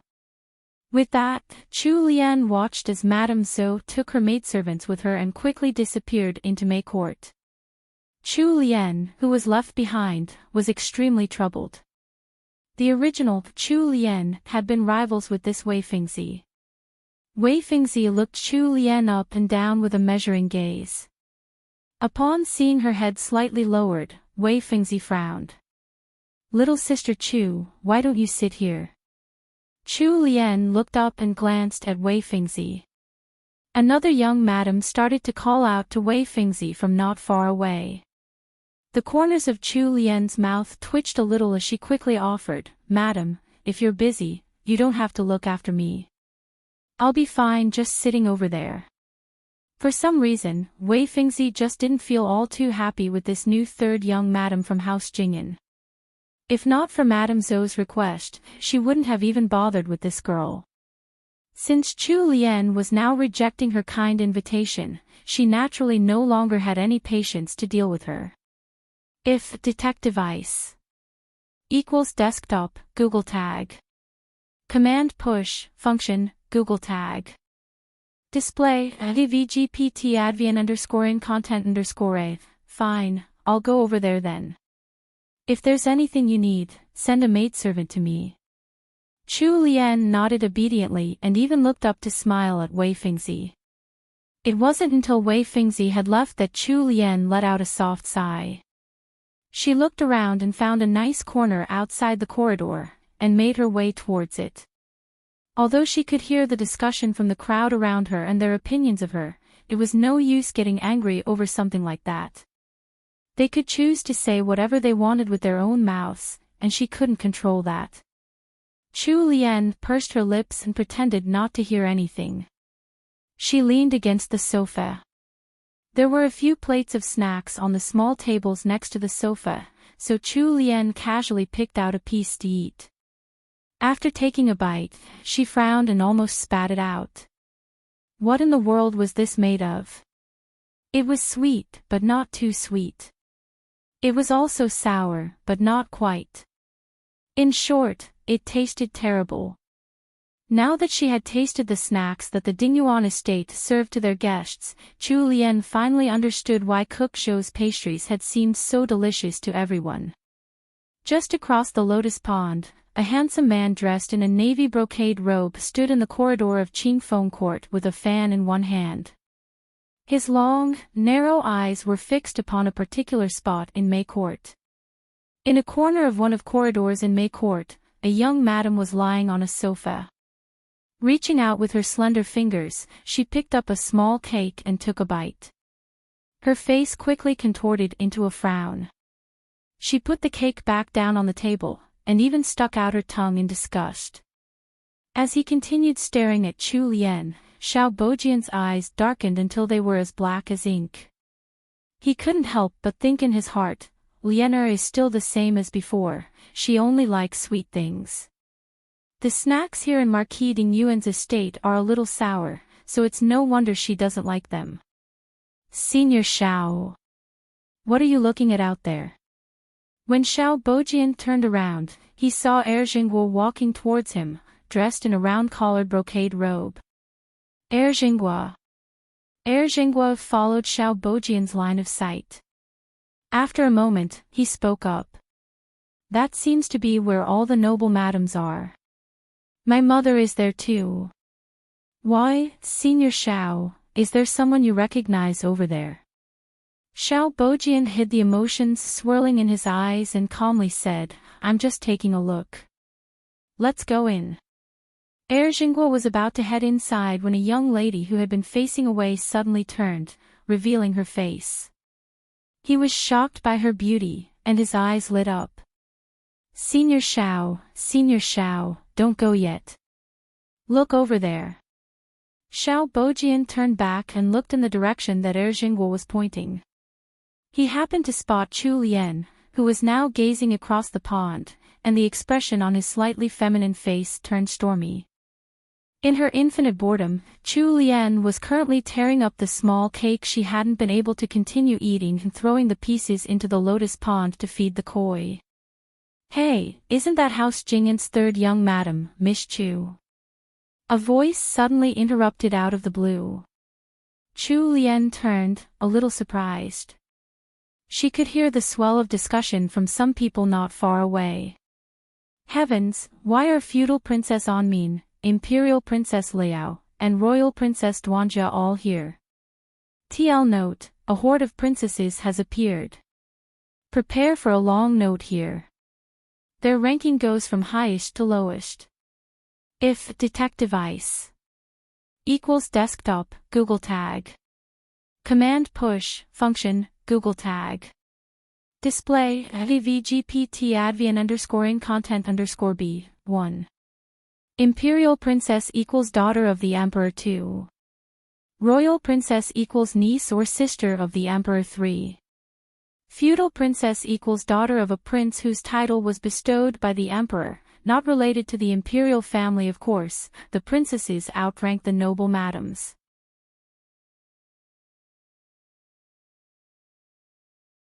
Chapter 80 Can't Dodge Disaster 1. This chapter has been stolen from LoveLore novels. Please read from the original source. Chu Lian's brows drew together as she looked towards the young girls standing not far away, dressed according to their high status. What was going on? The event she was trying to avoid in the novel had occurred at Dingbo Pavilion, not May Court. Furthermore, these noble personages hadn't appeared in that event. Why did these princesses have their eyes on her now? Chu Lian felt a headache brewing.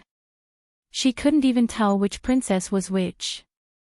Since she didn't know their identities or their family backgrounds, she could only bow in greeting towards them. Sister Yuan Qin, is that the woman that brother he abandoned? The slightly older girl standing at the back chuckled in a haughty manner. She was the legitimate fifth miss from House Dingyuan, Su Yuan Qin. She had just come of age and was one of Imperial Princess Liao's study companions. The sudden exclamation that Chu Lian had heard earlier had come from her. Imperial Princess, your eyes are really sharp. Imperial Princess Liao was wearing an outfit of about the same color as Chu Lian's today. She was even wearing a ruby hair ornament. However, the workmanship on her dress was much more exquisite, while the materials were clearly rare. The pink dress had a slight gradient from top to bottom. Beautiful patterns were embroidered onto the skirt, and there were even small pieces of precious stones woven into the material. When the light hit them, the dress sparkled like a starry sky. It was both elegant and luxurious. In comparison, Chu Lian's similar outfit looked much poorer. However, with Chu Lian's delicate looks, slender body, and lovely figure, she still managed to look stunning in the simple pink dress that she was wearing, especially since she was currently in the best period of her youth. Conversely, the 11-year-old Imperial Princess Liao still hadn't quite grown into her figure. When the two of them stood opposite each other, they each had a charm of their own. However, when looking closely at their outfits, Chu Lian's dress wasn't quite up to par. The ruby butterfly pin on her head had been bright and lovely at first, but compared to Imperial Princess Liao's ornament, it completely lost its color. The buzzing of discussion sprang up around them, and Chu Lian could feel the contempt in the gazes thrown at her. How shabby! Imperial Princess Liao smirked as she said. With that one comment from the princess, the noise of discussion grew ever louder. All the voices she had been trying to ignore fell into her ears one by one. Well, didn't House Jing'an connect with House Ingwa because of their particularly fertile ladies? Did you hear? He Sanlang left his family and the capital just 2 days ago. If detect device equals desktop, Google tag.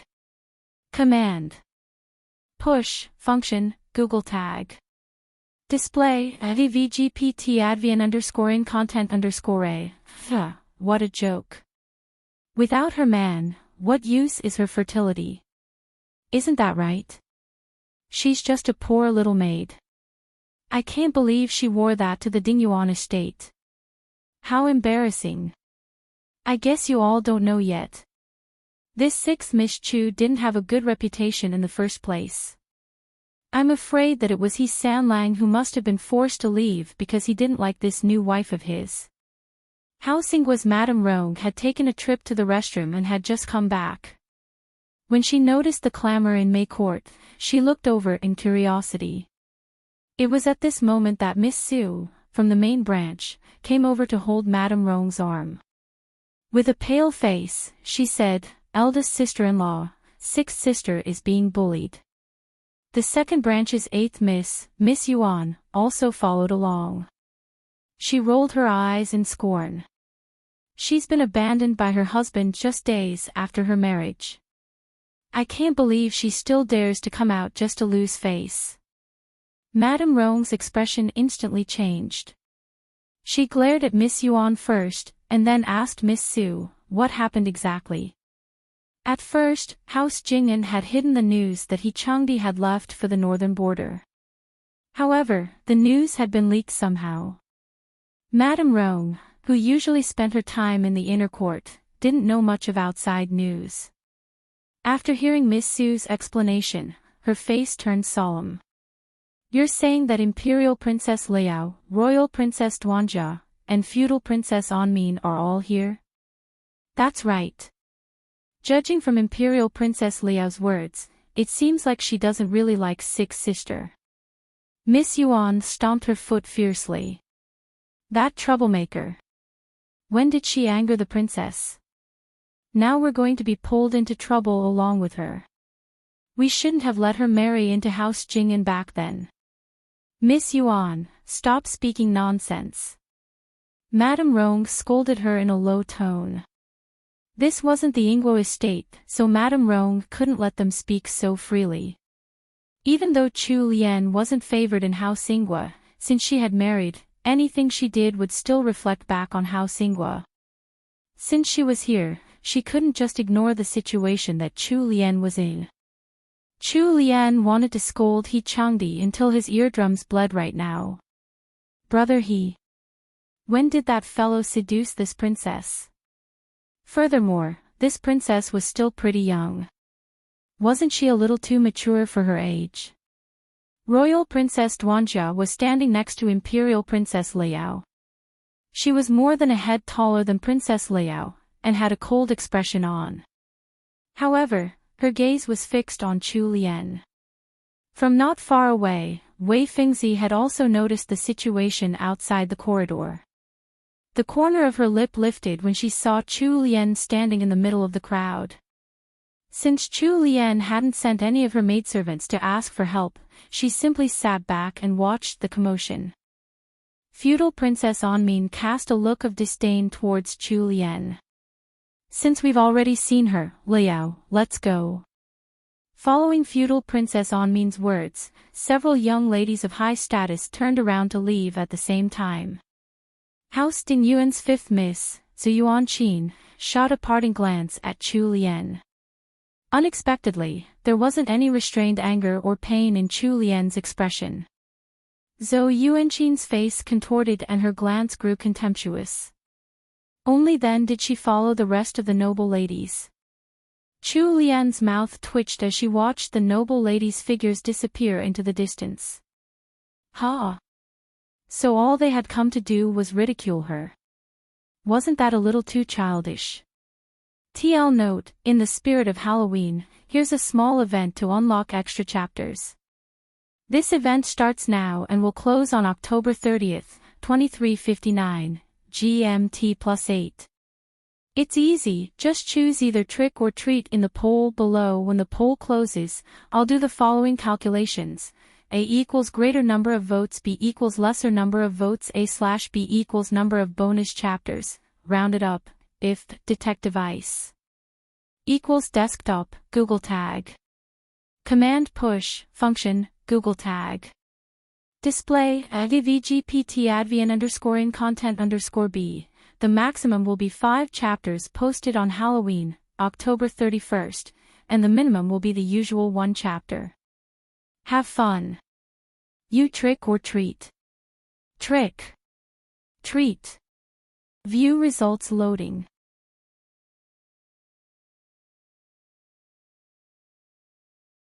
Chapter 81, Can't Dodge Disaster. 1. This chapter has been stolen from LoveLore novels. Please read from the original source. Madame Rong was about to come over to help Chu Lian out. Upon seeing Imperial Princess Liao leading the rest of her party away, she heaved a great sigh of relief. However, without waiting for her to relax, a sharp scream filled the air. "Oh!" Chu Lian felt someone push her hard and she wobbled. Following that, some sweet-smelling things fell over her and rolled all over the floor. Chu Lian froze in shock. When she looked down, she noticed that there were some longevity peach buns scattered all over the ground. The person who had knocked into her was already on her knees, wailing and crying. Chu Lian felt the urge to roll her eyes. The group of noble ladies hadn't gone too far. Their attention was attracted by the new commotion, so they started to turn around to look. The madams and young ladies surrounding Chu Lian all moved away, leaving a clear path for the noble ladies. When Zhou Yuanqing spotted the longevity peach buns all over the ground, her calm demeanor cracked and she quickly walked over. She pointed at Chu Lian while trembling in anger. "You! How could you destroy the birthday present my mother prepared for my grandfather?" "Birthday present? These ugly longevity peach buns. Lady, stop pulling my leg. Isn't this trap you've made way too obvious?" After Zhou Yuanqing's shout, someone in the crowd exclaimed. "Look at the shape of the buns. These must have been made by Mr. Wang from Dun Restaurant. They were destroyed just like that. What a waste." The corners of Chu Lian's mouth twitched. These half-grown ladies were not just using a plate of longevity peach buns to sabotage her. They were even praising these buns like they were made by some master chef. What were they trying to pull? What happened to the pushed into water trap she had been expecting in the novel? How did the trap become even more stupid? Those lumps on the floor were just some white steamed buns dyed a little red. How could they be some top-class longevity peach buns made by some amazing chef? If Detective Ice equals desktop, Google tag. Command push, function, Google tag. Display, advgpt advian underscoring content underscore. Please, don't joke around with me. Of course, the crowd couldn't possibly hear Chu Lian's inner ranting. The crowd parted again and a richly dressed 40-year-old madam walked out. When Chu Lian looked at her, the madam's sharp gaze shot back at her. With anger rumbling in her tone, she questioned, "What's going on here?" This was Ding Yuan's wife, Madame Huang, whom Madame Zhou had brought her to greet earlier. She was also Zhou Yuanqing's mother. The person kneeling on the ground, trembling, was a maidservant dressed in a ginger-colored dress. With a wavering voice, she said, This servant was sending the longevity peach buns to the banquet at the outer court when, this young madam suddenly pushed this servant. "Madam, please have mercy on this servant. Please have mercy." Chu Lian. She had been standing still right here, how could she have pushed her? However, no one stood out to speak for her at this time. To the noble madams and young ladies here, she had already climbed the social ladder by marrying into House Jing'an. He Chengdi's sudden departure so soon after the marriage had then made her the hot topic of the season. Most of the people here were probably waiting to see her commit a faux pas. Even if they knew that she was being framed, not a single one would stand out for her. Furthermore, the one trying to put her down seemed to be Ding Yuan's wife. It might even be the emperor's most favored child, Imperial Princess Liao. Madame Rong stopped in her tracks. Miss Su gaped a little in shock. After blanking out for a moment, she finally recovered her senses. She turned to her sister-in-law and said, "Eldest sister-in-law, we, don't say a word. We'll wait." Madame Rong felt the urge to retreat. Previously, when Imperial Princess Liao had been purposely mocking Chu Lian, the princess was the one at fault. If she went up to defend Chu Lian, that was perfectly reasonable. Even if she made an enemy of the princess, then, the news of her good deed and righteous defense of her family would spread out. However, it was a completely different situation now. She hadn't clearly seen what happened. It didn't matter who the culprit was, anyway. Madame Huang's gift to old Marquis Dingyuan for his longevity feast had been ruined, so it was now all Chu Lian's fault. If she went out now, she had to face both Madame Huang and Imperial Princess Liao. There wouldn't be any merit to her reputation, and she might even be labeled as someone who tried to cover up her family's faults. Madame Rong was already low enough in the ranks of noble madams. She was also in charge of managing the Ingwa household. House Ingwa's descent had slowly molded her into someone who would seek profit and avoid all losses. Miss Su desperately looked at the crowd, and was about to make her way forward when Madame Rong held her back. Eighth Miss Yuan, hid behind Madame Rong and watched. Hidden in the shadows, her lips curled up.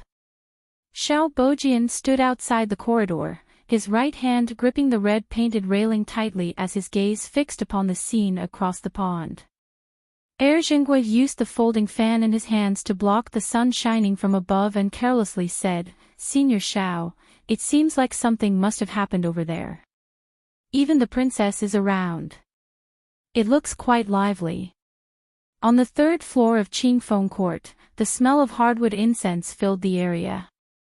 There was practically no one around, and it was extremely peaceful and serene. The window facing the pond was only opened halfway, and from that small opening, a tall person could be seen. If detect device equals desktop, Google tag. Command push, function, Google tag. Display, VGPT advian _ content _ B. He had sharp features, and a pair of azure eyes that were currently focused on May Court. The man waved his hand and a human figure appeared next to him. "Master, what are your orders?" "Go over to May Court. If they try to punish Miss Chu, save her." "Understood." The figure disappeared in a flash. TL note, these are probably what Chu Lian got hit with XD longevity peach buns.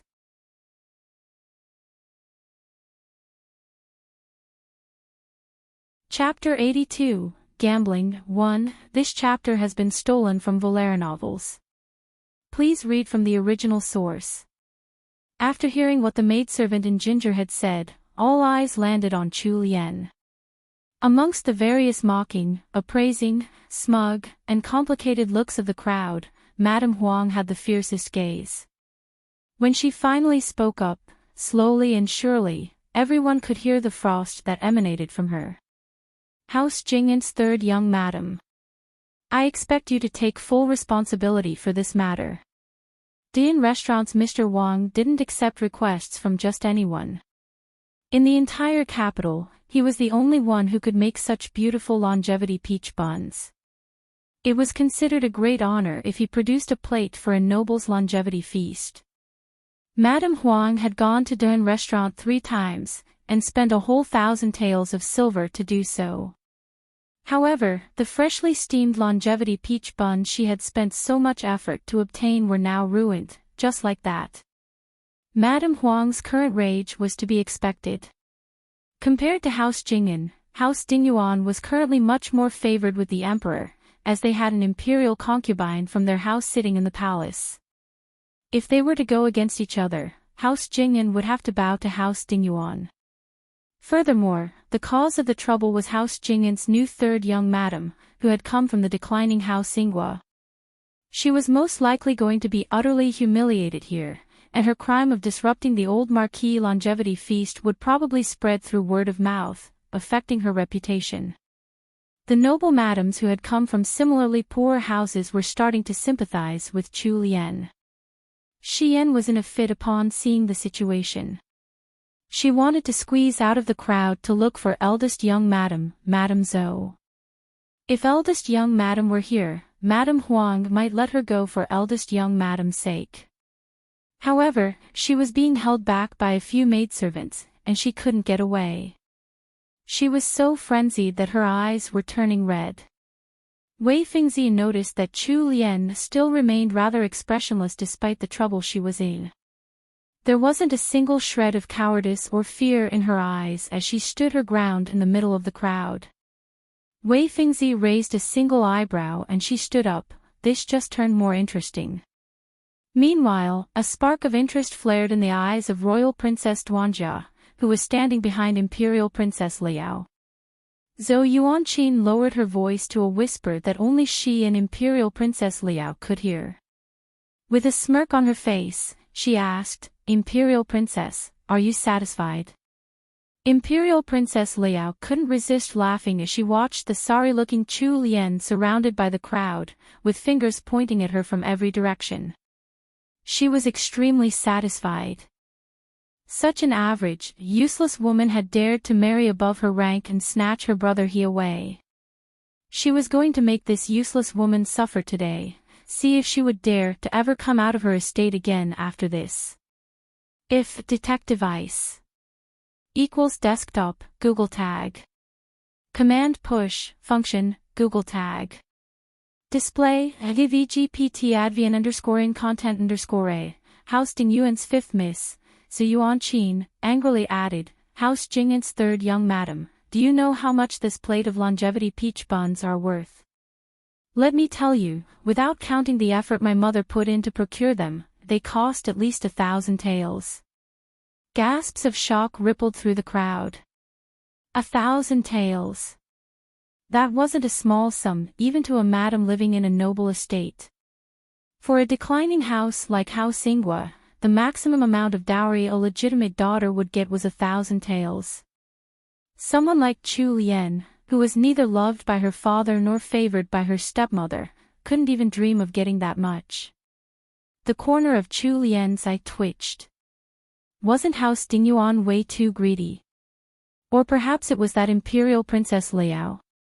They wanted her to fork out 1,000 taels for that lousy plate of buns. It was practically daylight robbery. Chu Lian inwardly pouted. Her entire dowry wasn't even worth 1,000 taels. Since these people were trying to push her into this trap, wouldn't it be silly if she didn't at least try to fight back? That's right, she had to get them back. Chu Lian put on a shocked expression and looked at the longevity peach buns scattered all over the ground. She then said, these longevity peach buns are worth 1,000 taels. Fifth miss, surely you're joking. TL note, last chance to vote in the poll. The event closes today at midnight, October 30th 23:59, GMT +8. /* main container */ hashtag yo poll other answer 80_YP59F680FA51CD9 other border 1px solid number 000000 color hashtag 000000 yo poll custom field 80_YP59F680FA51CD9 border 1px solid number 000000 color, hashtag 000000, div hashtag yo poll container 80_YP59F680FA51CD9, background, hashtag FFF, box sizing, border box, display, inline block, font size, 14px, color, hashtag 555, padding, 10px, width, 200px, zoom, 1, border, 5px solid hashtag FB6911, / a nice little reset * div yo poll container * form hashtag yo poll form 80_YP59F680FA51CD9, / error message. * div hashtag yo poll container error 80_YP59F680FA51CD9, font size. 8M, font style, italic, color, red, text transform, lowercase, text align, center, / success message. Asterisk slash div hashtag yopol container success 80 underscore yp59f680fa51cd9 font size 8M font style italic color green text align center / poll question */ div hashtag yopol questions container 80 underscore yp59f680fa51cd9 margin 5M div Yopol question container 80 underscore yp59f680fa51cd9 margin 0 div yopol question 80 underscore yp59f680fa51cd9 border 0 none margin 002M padding 25M text align center font size 14px / poll options / answers * div yopol answers 80 underscore yp59f680fa51cd9 div yopol answers 80 underscore yp59f680fa51cd9 all list style none margin 0 padding 0 div yopol answers 80 underscore yp59f680fa51cd9 all li yopoli answer 80 underscore yp59f680fa51cd9 div yopol answers 80 underscore yp59f680fa51cd9 all li yopoli result 80 underscore yp59f680fa51cd9 list style none margin 0 padding 0 font size 14px line height 2M div yopol answers 80 underscore yp59f680fa51cd9 all li yopoli result 80 underscore yp59f680fa51cd9 padding bottom 1M / label div yopol answers 80 underscore yp59f680fa51cd9 all li yopoli answer 80 underscore yp59f680fa51cd9 label margin 0px font style normal font weight normal font size 14px float none display inline block / actual text label of the answer / div yopol answers 80 underscore yp59f680fa51cd9 all li yopoli answer 80 underscore yp59f680fa51cd9 label nth of type 2 / custom answer / other div yopol answers 80 underscore yp59f680fa51cd9 all li yopoli answer 80 underscore yp59f680fa51cd9 label nth of type 3 width 100% overflow hidden div hashtag yopol container 80 underscore yp59f680fa51cd9 li yopoli answer 80 underscore yp59f680fa51cd9 label nth of type 3 input type equals text width 94% overflow hidden / custom checkbox and radio button style / custom fields Asterisk / div yopol customs 80 underscore yp59f680fa51cd9 clear both div yopol customs 80 underscore yp59f680fa51cd9 all list style none margin 0 padding 0 overflow hidden width 100% div yopol customs 80 underscore yp59f680fa51cd9 all li yopoli custom 80 underscore yp59f680fa51cd9 display block font size 14px list style none div yopol customs 80 underscore yp59f680fa51cd9 all li yopoli custom 80 underscore yp59f680fa51cd9 labeled display block div hashtag yopol container 80 underscore yp59f680fa51cd9 li yop Poly custom 80 underscore yp59f680fa51cd9 input type equals text width 94% / vote button */ yopol footer / height 4M */ Yo pole vote centered 80 underscore YP59F680FA51CD9, text align, center. Hashtag yo pole vote 80 underscore YP59F680FA51CD9 div button, cursor, pointer, display, block, font size, 14px, margin, 0 auto. Hashtag yo pole vote 80 underscore YP59F680FA51CD9 div button. Yop underscore poll underscore vote underscore button. Hashtag yo poll vote 80 underscore YP59F680FA51CD9 div button. Yop underscore poll underscore WordPress underscore vote underscore button, margin, 1M auto 0. Hashtag yo poll vote 80 underscore YP59F680FA51CD9 div button.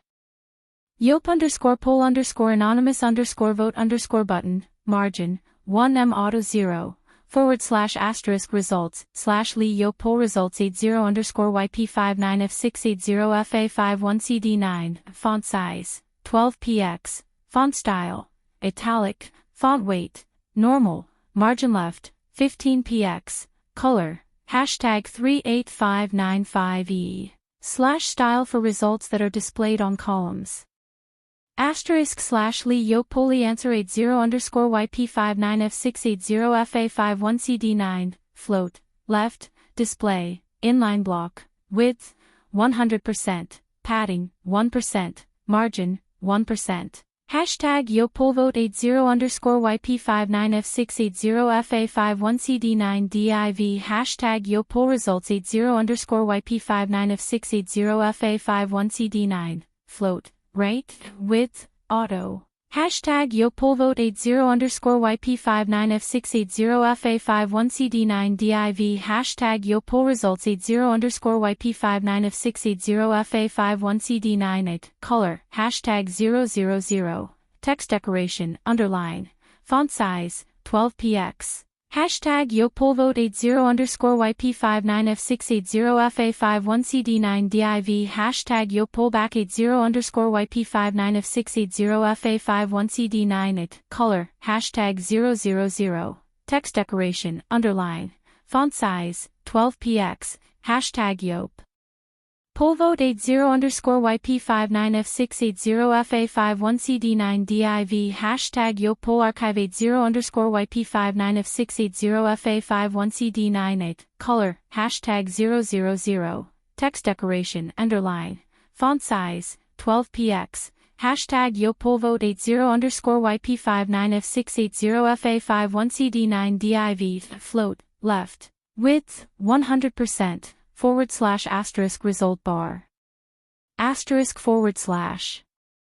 Yo poll results bar 80 underscore YP59F680FA51CD9 div. Background, hashtag 555, width, 90%, / extras, / captcha. Asterisk / hashtag yo poll captcha input div 80 underscore YP59F680FA51CD9. Margin top 5px, hashtag yo poll captcha helpers div 80 underscore YP59F680FA51CD9, width, 30px, float, left, margin left, 5px, height, 0px. Hashtag yo poll captcha helpers div 80 underscore YP59F680FA51CD9 img. Margin bottom, 2px, hashtag yo poll captcha image div 80 underscore YP59F680FA51CD9, margin bottom, 5px. Hashtag yop underscore poll underscore captcha underscore image underscore 80 underscore YP59F680FA51CD9, float, left. Yop poll clear 80 underscore YP59F680FA51CD9, clear, both. Yop poll name 80 underscore YP59F680FA51CD9, color, hashtag 38595E, font size, 18px. Yop poll answer 80 underscore YP59F680FA51CD9 label img, max width, 98%. Yop poll result 80 underscore YP59F680FA51CD9 label span img, max width, 98%. Content, position, unset. Important, div yo poll container br, div hashtag yo poll container 80_yp59f680fa51cd9 br, display, none, div hashtag yop underscore poll underscore vote underscore options underscore deviate0_yp59f680fa51cd9 div nth last of type, 1, display, none. Hashtag yo poll container 80_yp59f680fa51cd9 img, max width, 200 px. Yo poll forms display, trick or treat. Trick. Treat. Make your choice.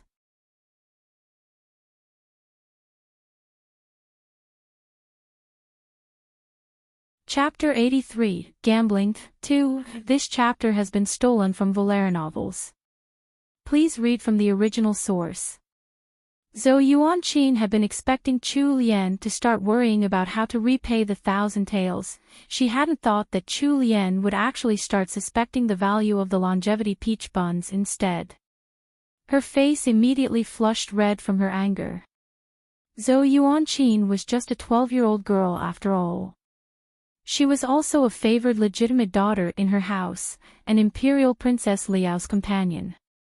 She was usually pampered by everyone, and the one thing she hated the most was when anyone challenged her authority. Chu Lian's comment had sparked the fuse on her firecracker temper. Chu Lian. How dare you doubt my words? Don't think that you can accuse us like this just because you're too poor to pay us back. Let me tell you now, I don't care about the 1,000 taels. Zhou Yuanqing's face was completely red by now. Madame Huang hadn't expected her daughter to lose her calm after a single sentence from Chu Lian. She frowned and shot a look at Zhou Yuanqing. Unfortunately, Zhou Yuanqing was currently blinded by her rage and didn't notice the look from her mother. Madame Huang suddenly regretted agreeing to her daughter's request about using that plate of longevity peach buns to make things difficult for Chu Lian. However, now that her daughter had spoken, it wasn't appropriate for her to step in. If she stepped in now, it would seem as if she was bullying a junior. Chu Lian was still a young lady who had just come of age, after all. In Zhou Yuanqing's rage, she had actually called out Chu Lian's full name. In a public event like this, calling out someone's full name, especially a married woman's, was extremely rude. Zhou Yuanqing's sudden flare of temper caused the spectating noble madams to frown. She was already 12 this year. In another 2 years, it would be time for her to be engaged. By being this unruly in such a public place with so many noble madams watching, she was actually spoiling her own chances of finding a good husband. Chu Lian smiled inwardly. It was 100 years too early for this little brat to think of trapping her. Fifth Miss Zhou, 1,000 taels isn't a small sum for me. Of course I'll have to ask a few questions to understand what's going on. Please excuse me. Chu Lian had generously admitted to her own shortcomings. Yes, she was poor. Although her maiden family had a noble title, they were already on the decline. This was common knowledge, and there wasn't any need to hide it. At this point in time, if she tried to pretend to be rich and flaunt her wealth, that would simply draw their ire. She already knew that these stupid buns had definitely cost 1,000 taels. If they were trying to humiliate her, Madame Huang definitely wasn't going to lie. However, she had purposely brought up this line of talk in order to make Zhou Yuanqing get angry. By freely admitting her financial situation, Chu Lian actually garnered the admiration and respect of quite a few spectators. Not everyone had the courage to admit their shortcomings in front of a crowd, since most people were conceited creatures. Compared to Chu Lian, Zhou Yuanqing seemed even more willful and arrogant, like a bully on a power trip. The slender finger that she was pointing at Chu Lian began to shake out of rage. However, Chu Lian appeared unperturbed. She stood her ground and serenely gazed forward, like Zhou Yuanqing was the one at fault and was making a fuss out of nothing. Imperial Princess Liao glared unhappily at Zhou Yuanqing. When Zhou Yuanqin saw Imperial Princess Liao's glare, her heart clenched. Even if she didn't want to continue this farce, she had to. Zhou Yuanqin hardened her stance and said, "Chu Lian. No matter what, you have to account for this to my mother. There's only an hour left until we have to serve the longevity peach buns at the outer court. If we miss the lucky hour, my grandfather's feast will be ruined. I'll make you go to the banquet hall and ask for forgiveness from my grandfather right then and there." Upon hearing Zhou Yuanqin's ultimatum, Imperial Princess Liao finally let the dissatisfied expression on her face disappear. She watched the cornered Chu Lian with renewed interest. If detective ice equals desktop, Google tag. Command push, function, Google tag. Display, avgpt advian _ in content _ let's see if she can get out of this now. Chu Lian, meanwhile, was listening to the discussions of the spectating noble madams. It must be House Jingyin's third young madam's unlucky day today. Those longevity peach buns weren't made by just anyone, they were made by Dahan Restaurant's Mr. Wang. That chef has a really strange temperament. He only makes them once per person. By now, the people in the banquet hall must have heard that Mr. Wang's longevity peach buns are being served today. It'll be tough for House Jingyin's third young madam to settle this incident.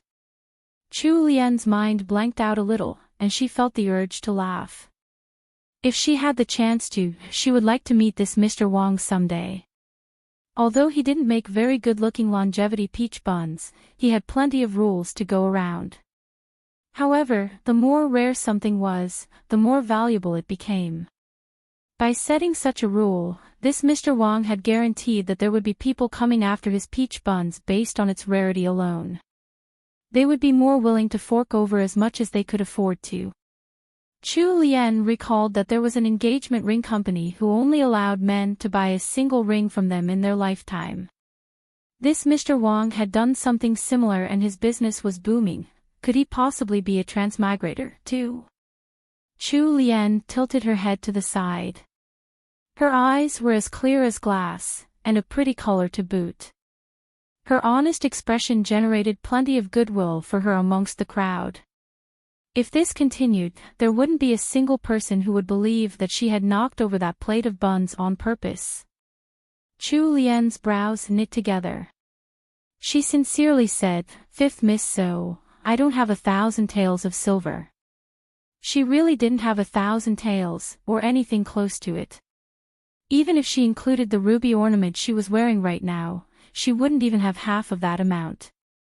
Hearing her reply, Zhou Yuanqin cast a contemptuous look at her. She smirked. "Then go to the banquet hall and plead for forgiveness from my grandfather." TL note, the poll results are out. More people answered treat, so I took treat/trick equals 1209/780 equals 155.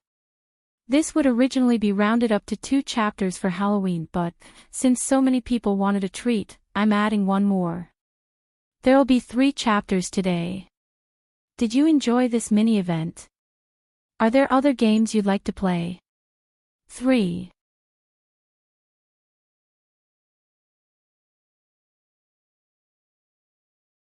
Chapter 84, Gambling, 3. This chapter has been stolen from Valera novels. Please read from the original source. The crowd sucked in their breaths. If the third young madam from House Jingyan really went to the banquet hall and asked for forgiveness from old Marquis Dingyuan in front of all the distinguished male guests, House Jingyan would never be able to hold their heads high in the capital again. Without waiting for the crowd to pity her, Chu Lian said with a clear voice, "However, I'm willing to compensate Madame Huang with more longevity peach buns."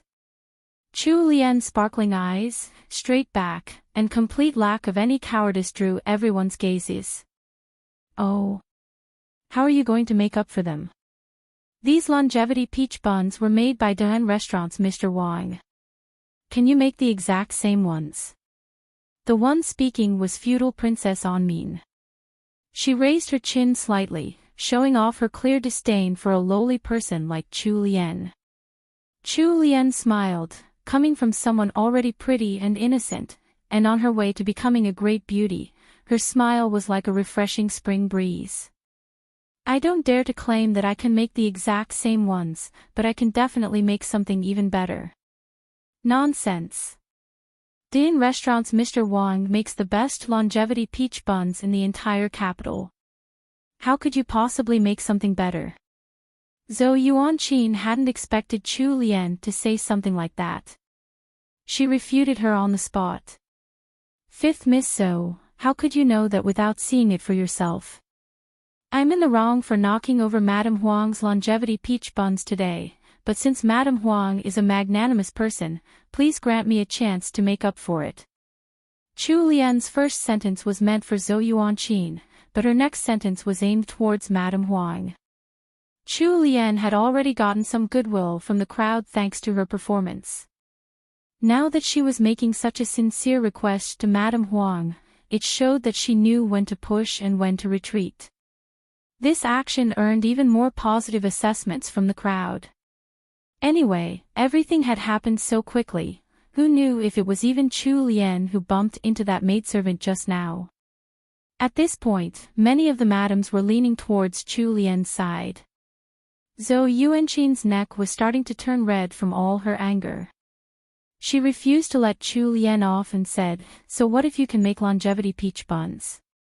Don't tell me that they'll be able to match up to Mr. Wang's.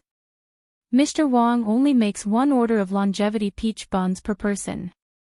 Chu Lien's expression turned solemn. Fifth Miss Zhou. If we're talking about food, we should judge by sincerity and taste.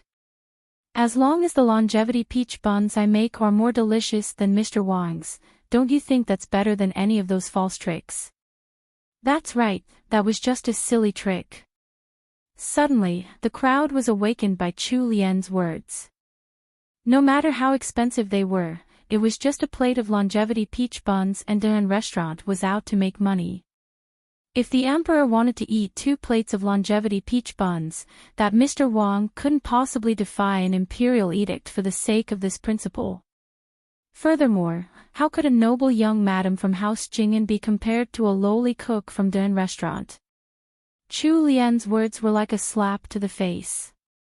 Fifth Miss Zhou was so angry that her face and neck were flushed red, but she couldn't say a word in retort. If detective ice equals desktop, Google tag. Command push, function, Google tag. Display, dvgpt advian underscoring content underscore. Madame Huang glared at her daughter. With the situation as it was now, she could only agree to Chu Lien's request. If she didn't give her this chance, then it would be Madame Huang and her daughter who were the discourteous ones. Alright, House Jing'an's third young madam. I'll give you this chance today.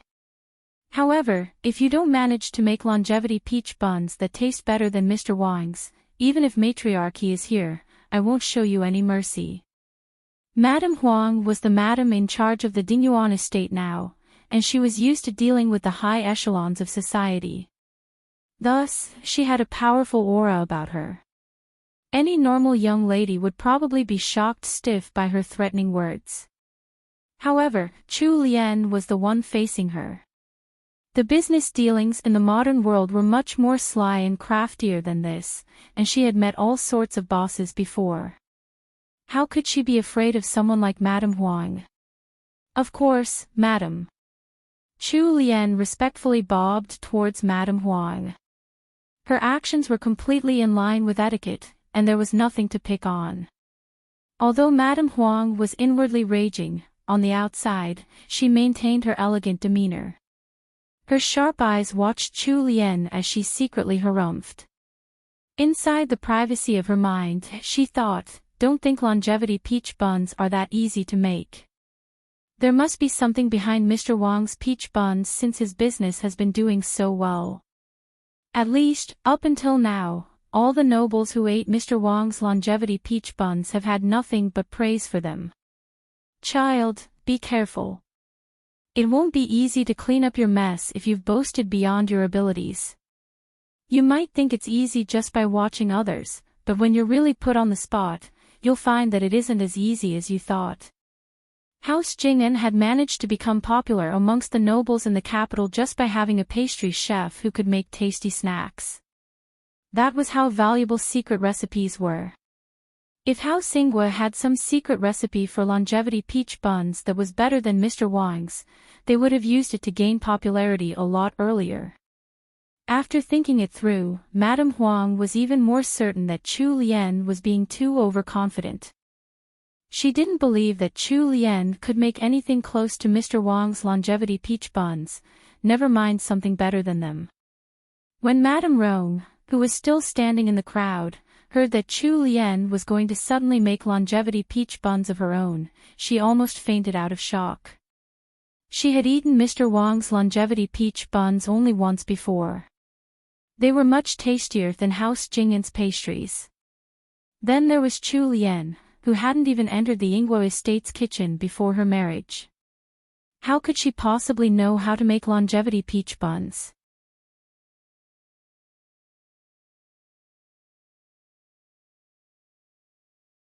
Chapter 85, Wager 1. This chapter has been stolen from LoveLore novels. Please read from the original source. Madame Rong's body swayed a little. Luckily, Miss Su caught her and held her upright. Miss Su also looked tense. Even back at the Yingguo estate, Sixth Sister had always tried to appear strong despite being out of favor. However, doing so in a situation like this was just silly. She should have just kept her head down instead of standing out. Eldest sister-in-law, are you all right? Miss Su whispered in concern. Madame Rong pressed a hand against her forehead before waving her off. I'm fine. The progression of events even frightened 8th Miss Yuan. Even if Chu Lian was disgraced, they would still be fine by virtue of her having already married out of the estate. Plus, she belonged to House Jing'an now, so she would surely be disciplined by matriarchy. However, now that things were at this point and Madame Huang was clearly angry, if Chu Lian were to mess up, both House Xinghua and House Jing'an would be pulled down together with her. Miss Yuan was a little afraid now.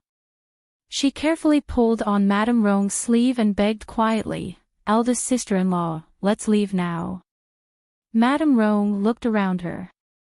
She did want to leave, but when she caught sight of the occasional glances thrown her way, she stiffened up. How could she leave in a situation like this? Although no one was speaking, plenty of eyes were watching her. If she were to leave now, news might spread that she didn't care about her sisters. Madame Rong felt immensely regretful. To her, Chu Lian was to blame for everything.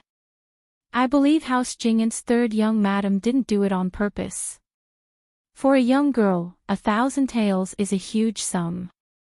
If third young madam can truly make longevity peach buns that are better than Mr. Wang's, then I'll give her this coral bracelet to calm her nerves. Right when Madame Huang had ordered someone to bring Chu Lian to the kitchen, a woman's voice rang out. The crowd slowly parted to let her through. A middle-aged madam dressed in a begonia-colored 16-bolt dress stepped out, accompanied by a group of people behind her. Immediately, whispers of discussion sprang up around them. Lady Yang is here. Madame Huang won't be able to continue doing as she likes now. Lady Yang. Chu Lian turned her bright, clear eyes in the direction the crowd was looking in. The middle-aged madam was tall and luxuriously dressed without seeming too stately. She exuded elegance all over. The corners of her eyes were slightly tilted upwards, somewhat similar to Chu Lian's own eyes. If detective ice equals desktop, Google tag. Command push, function, Google tag. Display, dvgpt advn _ in content _ She took off the coral bracelet on her wrist and passed it over to one of her handmaids. The maidservant then moved forward and placed the bracelet onto a silver tray sitting on a stone table outside the corridor. When the bracelet hit the tray, it produced a clear ringing sound. Each coral bead on the bracelet was finely carved with exquisite patterns, and their colors were about the same. Amber jade beads were placed between each coral bead, showing off a beautiful contrast of red and amber. Everyone could see at first glance that it wasn't just any ordinary bracelet. Chu Lian was shocked. She tried to remember when this character had appeared in the book she was reading before. Lady Yang. There was a character in the novel who matched this identity, age, and appearance. Yang Ji's wife. She was one of the most influential people among the ranks of the capital's noble madams. Even matriarch he had to accord her some respect if they met. This madam was one of the original Chu Lian's greatest enemies. In the end, Chu Lian had tortured her to death with some cruel methods. Chu Lian cast a curious, measuring gaze towards Lady Yang. She hadn't expected that Lady Yang, who should have been working against her, would come out now only to stand on her side. What was this called again? The tables have turned. Although Chu Lian didn't want to overthink things and make her life complicated, she wasn't so naive as to think that Lady Yang had come simply just to help her out. As expected, she could hear some people talking in the crowd. Lady Yang and Madame Huang have been at odds since they were young unmarried ladies. It would be hard to avoid clashing over this matter today. Unfortunately, that poor third young madam from House Jing'an has become a target. Chu Lian laughed inwardly. She didn't really mind being a target. No matter what Lady Yang's motives were, that coral bracelet was pretty valuable. What did she need the most now? Money. That bracelet was going to be hers. Since Sister Yang has already placed something in the pot, I'll have to add in my own share. A young madam with rosy cheeks standing behind Lady Yang spoke up. She looked to be in her 20s, and was dressed in a silk green dress. From what Chu Lian could hear from the crowd's whispering, this was the wife of the Vice Minister of the Ministry of Personnel. The Vice Minister's wife took off a butterfly-shaped golden hairpin decorated with pieces of jade from directly off her head and placed it in the silver tray. The other madams behind Lady Yang followed suit, taking a single accessory off and placing it in the silver tray. There were hollowed-out gold bracelets inlaid with jade, yellow jade amulets, headdresses with precious stones. All these high-quality, sparkling accessories were laid out on this ordinary silver tray. The younger madams in the crowd were completely wide-eyed in shock. What was going on?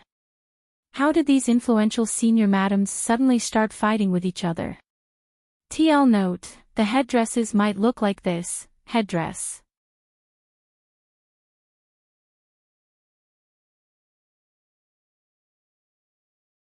Chapter 86, Wager, 2. This chapter has been stolen from LoveLore novels. Please read from the original source. The moment Madame Huang caught sight of Lady Yang, she gritted her teeth. Although she clearly hated Lady Yang, she had to put on a fake smile and say, "How generous of you, Lady Yang. Since you're betting on Chu Lian being able to make better longevity peach buns, what if she fails? It wouldn't make sense if you just take back your wager, am I right?" Lady Yang harumphed, "Oh. Then what do you think we should do if she fails, Madame Huang?" Madame Huang shot a look at her daughter, Su Yuanqin, before she removed a gold bracelet from her arm. Threaded on it were two rare pink pearls. They were shaped differently from normal pearls. Instead of the usual sphere shape, they looked like water droplets. Rounded with a lustrous shine, they were quite a rare sight. Those familiar with Madame Huang all sucked in a breath. That was Madame Huang's favorite bracelet. It was said that her maternal grandmother had passed it on to her. After placing the pearl bracelet on the tray, Madame Huang said slowly and surely, "Since Lady Yang wants to interfere with this matter, why don't we do it like this? These accessories will become the wager for today. If House Jing'an's third young madam has the skills, then everything on this tray will become hers, as compensation for the shock she has suffered. If she fails to carry out her task, then she'll have the same punishment I mentioned earlier, begging for forgiveness from my father in front of everyone in the banquet hall. Furthermore, Lady Yang, all the accessories you've bet will become ours. Lady Yang smirked. Her answer came without hesitation. Ha! I didn't know that Madame Huang has an interest in games like these. Why not? The moment she agreed to the wager, a few madams walked out from behind Madame Huang and offered up accessories of their own. When one of the madams was about to place a gold hairpin she had plucked from her head into the tray, Imperial Princess Liao reached out and stopped her. Imperial Princess Liao raised her chin proudly. She glanced secretly at Chu Lian once, and then arrogantly declared, "How could I possibly miss out on such a fun game?" After saying so, she took off a little golden Qilin statue hanging from her waist and placed it on the tray. "This is a golden statue that Mother Empress gave to me. Is this enough for the wager?" The Empress had given her the little golden statue on her 8th birthday. Imperial Princess Liao loved it a lot and wore it everywhere she went. The golden Kirin had 2 bean-sized ruby eyes, and looked very realistic.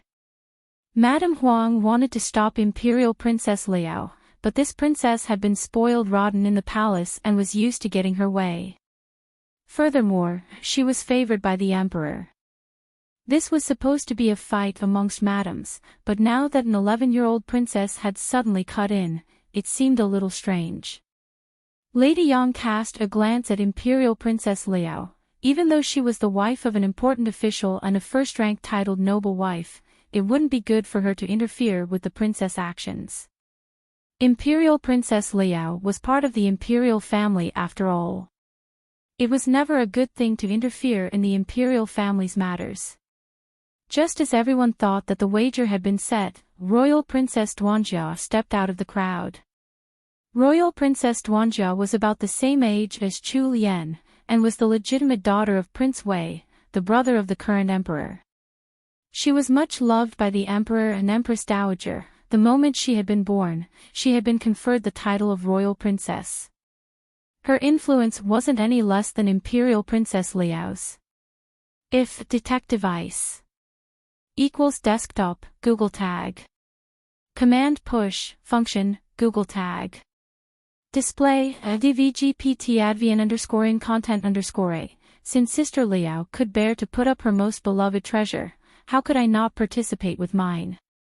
Without looking at Imperial Princess Liao's expression, Royal Princess Duanjia took out an item from the purse at her waist. It was a completely white jade ring with some words engraved on the inner side. From the quality of the jade alone, you could tell that it was top-quality white jade, and wasn't inferior to Imperial Princess Liao's golden Qilin statue in any way.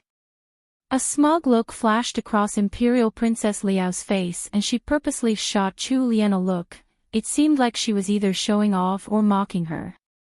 However, the moment she noticed Royal Princess Duanjia placing the jade ring on the opposite side from her golden Qilin statue, her expression changed. Duanjia. You. Without any hint of concern for the rage on Imperial Princess Liao's face, Royal Princess Duanjia tilted her head and declared cheerily, "I bet on House Jingyan's 3rd young madam winning." Royal Princess Duanjia's action stunned half of the people present. What was going on? Wasn't Royal Princess Duanjia on the same side as Imperial Princess Liao? Why was she helping House Jingyan's 3rd young madam? Chu Lian also found it strange. She had no relation to this Royal Princess Duanjia at all, not in the story or as her current self. Why would she be standing on her side? Due to her curiosity, Chu Lian couldn't help but look twice at Royal Princess Duanjia. When their gazes met, Royal Princess Duanjia raised an eyebrow and actually smiled at Chu Lian. Chu Lian shifted away her gaze and felt the urge to scratch her head from confusion. Since 2 respected members of the imperial family had just joined in the bet, the excitement of the crowd had been ramped up to the maximum. These noble madams and young ladies usually passed their days in boredom. Just by attending a simple longevity feast at Marquis Dingyuan's estate, they had bumped into such a spectacular show. Everyone was inwardly shouting with excitement. Something like this would surely become the talk of the capital amongst the upper class. No matter what the result was, everyone would be talking about it within 2 days' time. Feudal Princess Onmin wanted to have her turn too, and thought of stepping out to add her contribution to the pot. However, she was held back by Zhou Yuanqin. Zhou Yuanqin had received a hint from her mother, and shook her head at Feudal Princess Onmin. Feudal Princess Onmin could only give up the idea of joining in.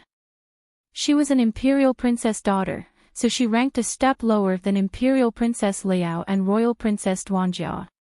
Since there were already 2 daughters of the Imperial family taking part, it wasn't appropriate for her to join in as well.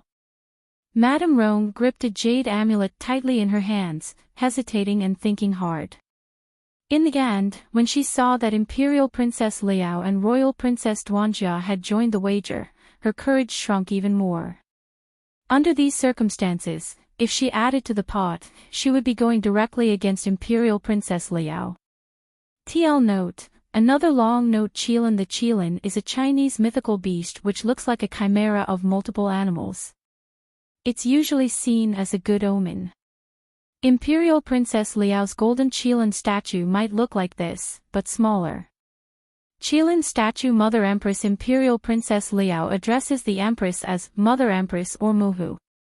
Although the Empress is not actually her mother, she has to call the Empress Mother Empress, while her own mother is called Mother Consort or Mufei. This is meant as respect for the Empress, who is the Emperor's sole legal wife. Prince Wei. Brothers of the Emperor are given titles as princes. The Emperor's daughters are imperial princesses.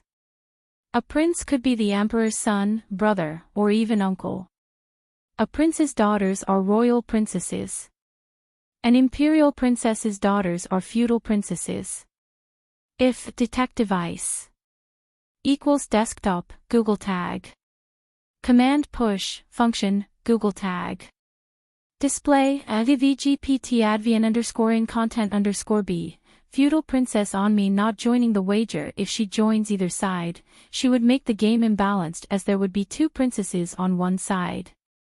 She also ranks lower than Liao and Duanjia, so it's not good for her to go against either one.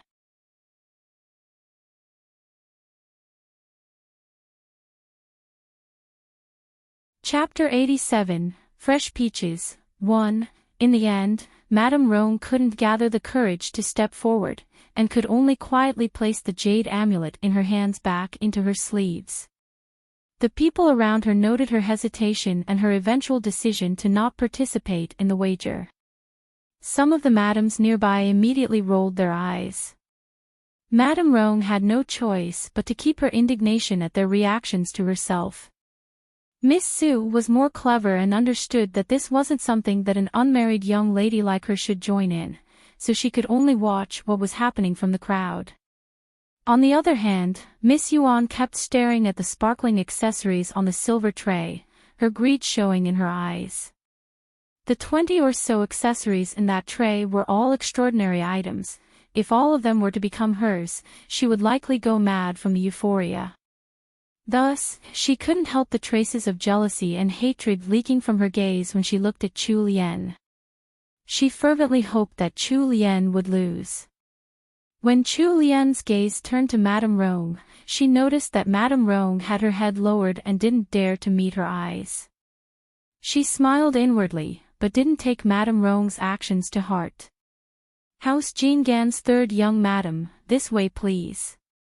Madame Huang slightly raised her voice, the corners of her lips tilting upwards. Although her tone was neither hot nor cold, her eyes carried clear contempt for Chu Lian. Chu Lian stood amongst the crowd, dressed rather plainly compared to the others, but her fearless expression invoked praise and approval from the crowd. She bobbed in greeting to the ladies before her and said, "Dear madams, if you would kindly send some people to follow me to the kitchen as witnesses." Madame Huang hadn't expected that Chu Lian would bring up a request like that, but she saw no harm in acquiescing to it. She immediately waved her hand to send 2 of her senior servants with Chu Lian. Lady Yang did the same. As the crowd watched Chu Lian leading her maidservants and the 4 senior servants off to the kitchen of May Court, the sounds of fervent gossiping grew in volume. Madame Huang inwardly scoffed as a maidservant helped her to a seat. She didn't believe that an unfavored little girl from House Ingwa could work her way out of a situation like this. Don't assume that you're craftier than the rest of us, just because your womb is a little more fertile than most. Lady Yang sat right next to Madame Huang. Her maidservant passed her a cup of freshly brewed sincha, which she received and took a small sip from.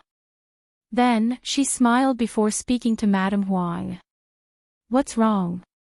Are you already scared of losing that precious pearl bracelet of yours, Madame Huang?" "Lady Yang, the longevity peach buns haven't even come out of the kitchen yet. How are you so sure that you've already won?"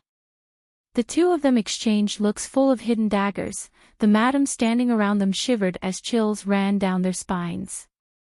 They all tried to shrink into the background.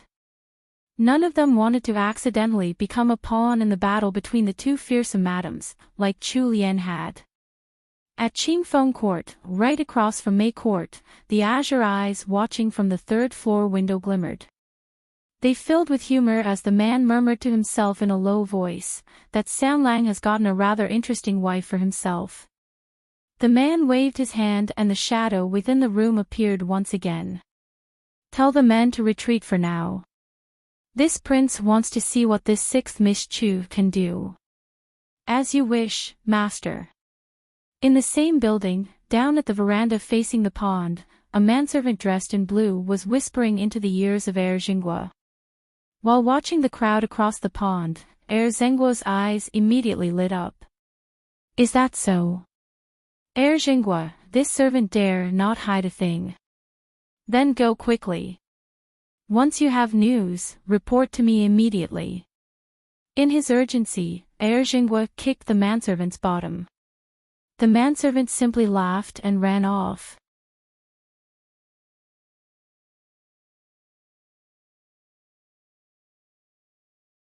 Chapter 88, Fresh Peaches, 2. Xiao Bojian was still standing in the same spot. Within just 3 steps, Heir Jingua made it to his side and tried to strike up a conversation. "Senior Xiao, guess what's happening across the pond?" "Ha, it's really lively. I didn't think something so interesting would happen at old Marquis Dingyuan's longevity feast. I haven't made this trip in vain. If it weren't for the fact that the crowd over there was entirely female and that Heir Jingua wasn't engaged yet, he would probably have gone over to take a look himself, thanks to his busybody nature." Xiao Bojian glanced calmly at Heir Jingua. His features were already finer than a woman's, but now that he was pressing his already thin lips together, the combination of his expression and beauty made him look as if he was holding back his desire. Even as a straight man himself, Heir Jingua was almost dazzled by that scene. "Heir Jingua, please get straight to the point. I dislike beating around the bush." Heir Jingua wasn't put off by Xiao Bojian's cold attitude. He was used to his senior's icy chill and seeming disinterest in everything, so he thought there was no point in teasing him anyway. He explained everything that had happened to Xiao Bojian immediately. When he began to speak of the more exciting parts, Heir Jingua would even tisk in admiration. "That's right, speaking of this 3rd young madam from House Jingan, wasn't she the one who made those raindrop matchas that grandmother brought back for us a few days ago? Since she could make desserts like those, these longevity peach buns must be nothing to her. Ha! Madame Huang's going to lose terribly today.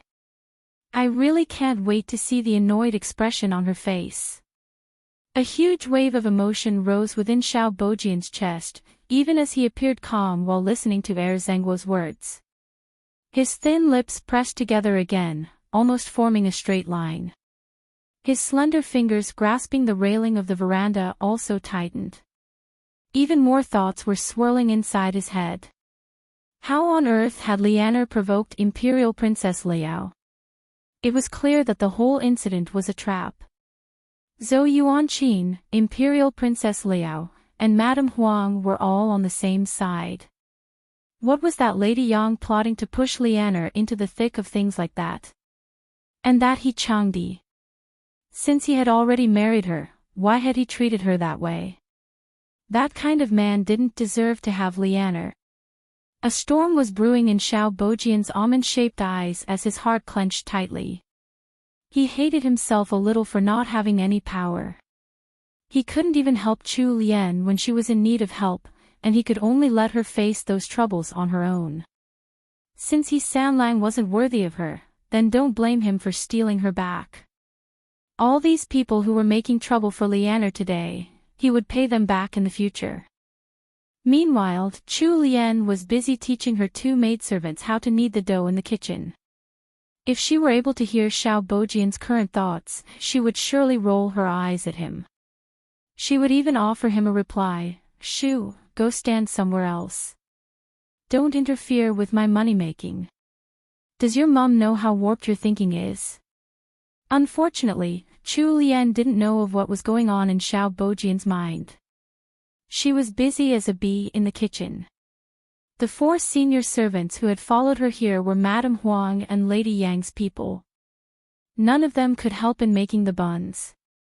Since Dean Restaurant's Mr. Wang had made the longevity peach buns in this exact kitchen a while ago, she didn't lack any of the necessary ingredients.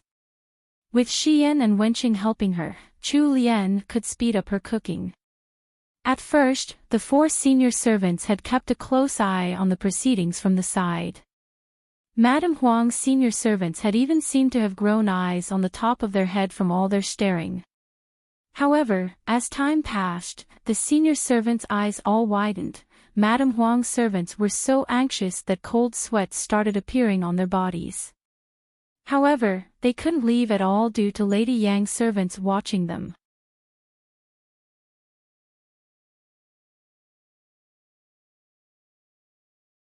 Chapter 89, Fresh Peaches, 3. This chapter has been stolen from Valera novels. Please read from the original source. Chu Lian worked without any sense of urgency and was able to produce a few baskets of longevity peach buns within an hour.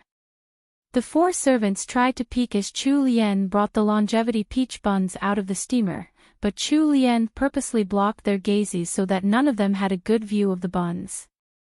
Chu Lian washed her hands and led her maidservants and the witnessing senior servants back to Mei Court. All the women in Mei Court immediately focused on Chu Lian before their eyes turned to the box that Xian was carrying. Curiosity itched inside their hearts. They wished for the power to see through things so that they could have a peek at what House Jingyan's third young madam made. The four senior servants accompanying Chu Lian hurriedly returned to their own masters. Madame Huang's servant whispered a few lines into her ear, causing Madame Huang's expression to change. She asked in return, "Are you certain?" The senior servant nodded and said, "This old servant didn't get to see what the end result was, and didn't get the chance to taste it. House Jingyan's third young madam purposely hid the buns from us the moment she took them out of the steamer." Upon hearing the senior servant's reply, the tension on Madame Huang's face faded away. Ha! If she tried to hide them, that meant she wasn't confident. Anyone could learn how to make longevity peach buns. She refused to believe that a young lady who had never stepped foot into the kitchen could make buns that tasted better than Mr. Wang's. After her servant had reported what she had seen, Madame Huang was even more certain that Chu Lian was simply acting the part. Furthermore, even if the buns looked good, it didn't mean that they would taste delicious. Before seeing them for herself, there was no need for her to get all flustered. That was just giving that hateful Lady Yang a chance to mock her. The senior servant was about to say more, but Madame Huang waved her hand in dismissal. She could only close her mouth and retreat a few steps to stand in the corner. Her curiosity burned in her heart as she watched Chu Lian's every move. Chu Lian walked into the middle of the crowd with her maidservants and curtsied to each of the madams. "I've made you wait." Imperial Princess Liao glared at Chu Lian before sneering. "How fake. Princess, please don't get angry. All she can do is act the part." Let's wait until she brings out the longevity peach buns. We'll see if she can keep acting then. Zhou Yuanqing quickly said, trying to curry favor with the princess. Alright, don't stand on ceremony. Bring out the longevity peach buns. Lady Yang stated calmly. Chu Lian didn't tarry and instructed Xian to place the box on the stone table in front of everyone. Then, she opened the box herself. Everyone's eyes were instantly concentrated on the box. All the people present, even Imperial Princess Liao and Royal Princess Duanjia, opened their eyes wide, afraid that they would miss a moment of this exciting event. If detect device equals desktop, Google Tag. Command push, function, Google Tag. Display, dvgpt advian underscoring content underscore a. Miss Su nervously wrung the handkerchief in her hands while staring at the box. Madame Rome was both anxious and remorseful, with various emotions running through her heart. However, Miss Yuan couldn't even bear to pry her gaze away from the prizes on the tray. The crowd watched as Chu Lian took out 3 plates of perfectly sized peaches and placed them on the stone table. The peaches were vibrant and lovely, full and plump. There were even a few fresh, verdant leaves on the top of the peaches with water drops glistening on their surfaces. These were clearly fresh, sweet peaches that had just been plucked off a branch. The noble madams present stared at the peaches in a daze, and some of them even gaped in surprise. Suddenly, a young voice cried out in shock, "Oh! Those aren't fresh peaches. Those were made." The young girl's voice rang out clearly, traveling into the ears of everyone present. What? Those weren't fresh peaches. They were longevity peach buns. The young girl realized that she had spoken out of turn and quickly covered her mouth. Her face flushed as she glanced at her mother beside her. The madam knew that her daughter had been lacking in manners, so she apologized to the madams around her. While apologizing, she explained, "When House Jing'an's 3rd young madam brought those buns out, I thought they were fresh peaches too. I didn't realize they were buns until I spotted the steam rising off these peaches." The young girl and madam were standing near the stone table, so they had quickly spotted the difference. After her explanation, all the madams in May Court were even more stunned. Those realistic longevity peach buns were really made of flour and weren't actually fresh peaches. Even Lady Yang and Wei Fingzi had their interests piqued. Madame Huang was staring straight at the buns with extreme disbelief in her eyes. The way she was tightly clutching onto her handkerchief revealed her unwillingness to concede. So what if they look realistic? It's not enough to win against Mr. Wang's longevity peach buns if they don't taste right. Imperial Princess Liao couldn't hold back her anger and was the first to reply. TL note, Chu Lian's peach buns are unreal. I can't find any pictures of super realistic edible peach buns. But here's the best I could find, peach buns with leaves and one more picture taken from an actual menu. The restaurant is called Din Tai Fung. I'm not sure if it might be available near you, but give it a try if you can. 3 peach buns.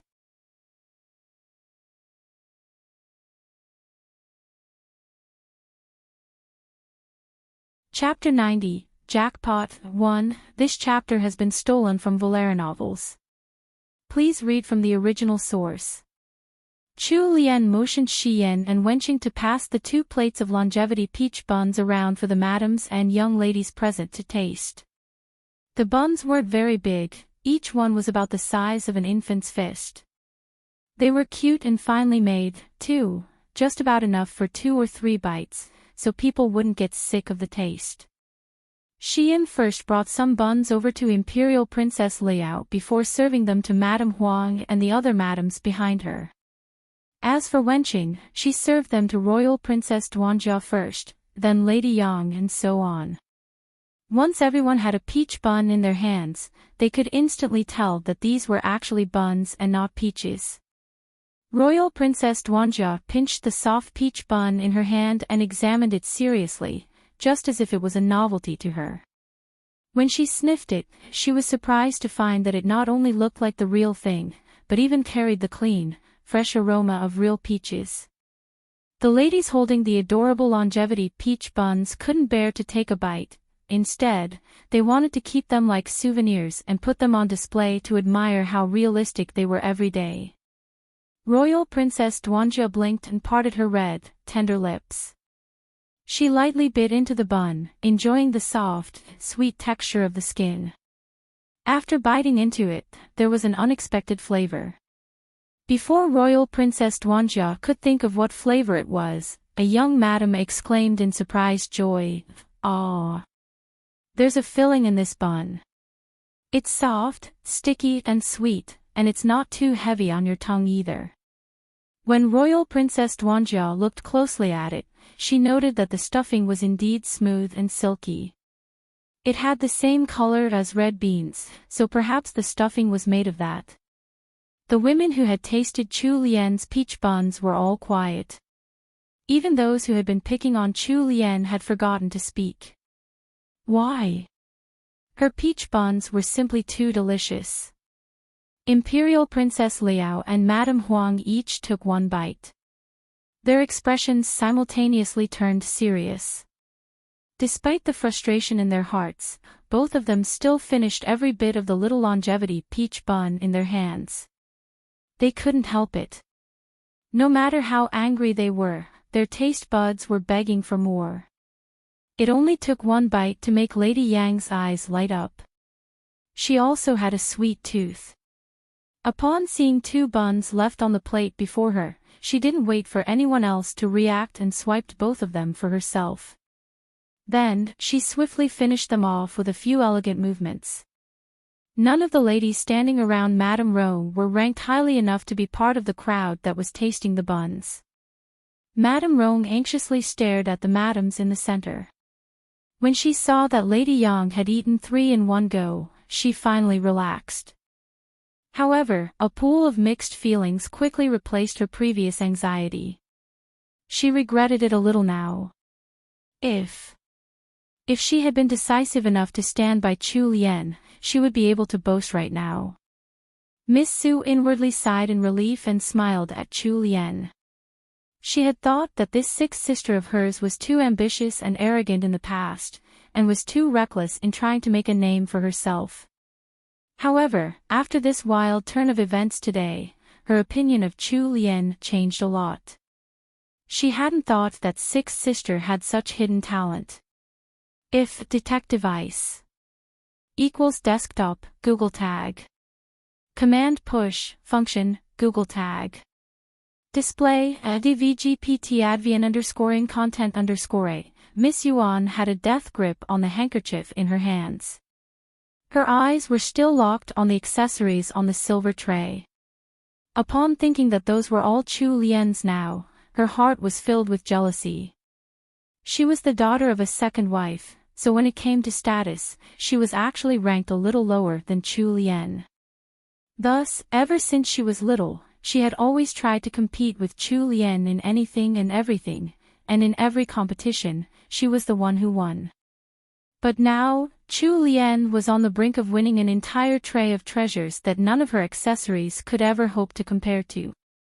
How could she possibly bear to see that happen? Wei Fingzi finished eating the longevity peach bun in her hands.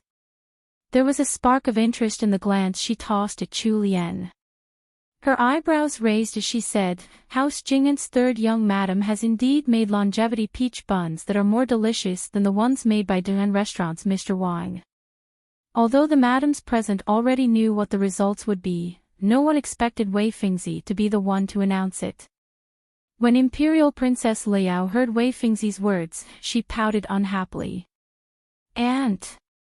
How could you side with outsiders?" Wei Fingzi looked at Imperial Princess Liao affectionately and sat next to the princess. She stroked the princess' hair. "Princess, I'm just stating the facts. Don't you think that these longevity peach buns are delicious?" Imperial Princess Liao couldn't lie in front of the aunt who had always pampered her. Furthermore, Chu Lien had indeed made peach buns that had surpassed Mr. Wang's in both look and taste. They are. Imperial Princess Liao was just an 11-year-old child after all. She replied truthfully, as unwilling as she was. Wei Fingzi smiled and turned to Madame Huang. Chu Lian took a second look at Wei Fingzi. Although she had only said 2 sentences, that was enough to extract Imperial Princess Liao out from the whole awkward fiasco. She was trying to show that Imperial Princess Liao was just an 11-year-old girl, despite her unruly behavior at the start. Now that she had admitted that Chu Lian's peach buns were delicious, her image had turned into an obedient child who knew how to change for the better. The arrogantly willful image of her from before would then fade away. Now that the situation was like this, the greatest blame now lied with Madame Huang. Chu Lian had to admit that Wei Fingzi was crafty. Those 2 sentences had fulfilled her promise to Madame Zhou to take care of Chu Lian, and they had protected the princess image. It wasn't easy to please everyone, but Wei Fingzi had succeeded. However, Chu Lian didn't take any of it to heart.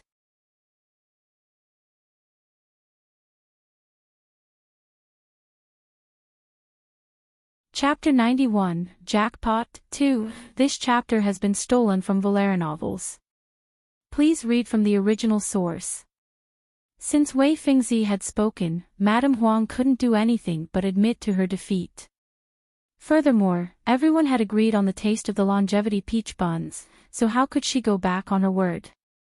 I didn't expect House Jingin's third young madam to have such talent at all. We've expanded our horizons today. After saying so, Madame Huang sent her personal maidservant to bring the tray of accessories to Chu Lian. However, only she herself knew how conflicted she felt inside. That pearl bracelet was her favorite accessory. When the maidservant held up the tray, Madame Huang narrowed her eyes purposefully at Chu Lian. That look was a warning, loud and clear, telling her not to accept those accessories. However, the young madam standing in the middle of the crowd had her head lowered, revealing her smooth forehead and her exquisitely fair nape. She reached out with her slender fingers and received the silver tray. She didn't lift her head at all from start to finish. No one could tell if she simply couldn't feel Madame Huang's threatening gaze, or if she really hadn't noticed it at all. Madame Huang wrung the handkerchief in her hands. She would have never expected Chu Lian to win the bet. Imperial Princess Liao couldn't bear to part with her golden Qilin statue. She wanted to ask for it back, but Wei Fingzi stopped her. When Lady Yang saw how frustrated Madame Huang was at losing, she felt extremely happy. What's wrong? Are you hurting for that pearl bracelet of yours, Madame Huang? Madame Huang was so annoyed she almost spat up blood. Although she really couldn't bear to give up the bracelet, she had to pretend to be magnanimous on the surface. What are you saying, Lady Yang? It's just a bracelet after all. Didn't you put in a coral bracelet yourself? Lady Yang's eyes were crinkled up in a smile. She would give up any number of coral bracelets just to see Madame Huang eat her words like this. Chu Lian gently smiled after receiving the silver tray and curtsied to each person in turn. Many thanks to Imperial Princess Liao, Royal Princess Duanjia, Madame Huang, Lady Yang, and noble madams for your gracious gifts. Ha! She had struck gold this time. When she looked up slightly and caught sight of the madam's unwilling expressions, the smile on Chu Lian's face grew a little more pronounced. She wasn't the one who started the bet. They were the ones who offered up their treasures to her. Not accepting them would be silly. If detective ice equals desktop, Google tag. Command push, function, Google tag.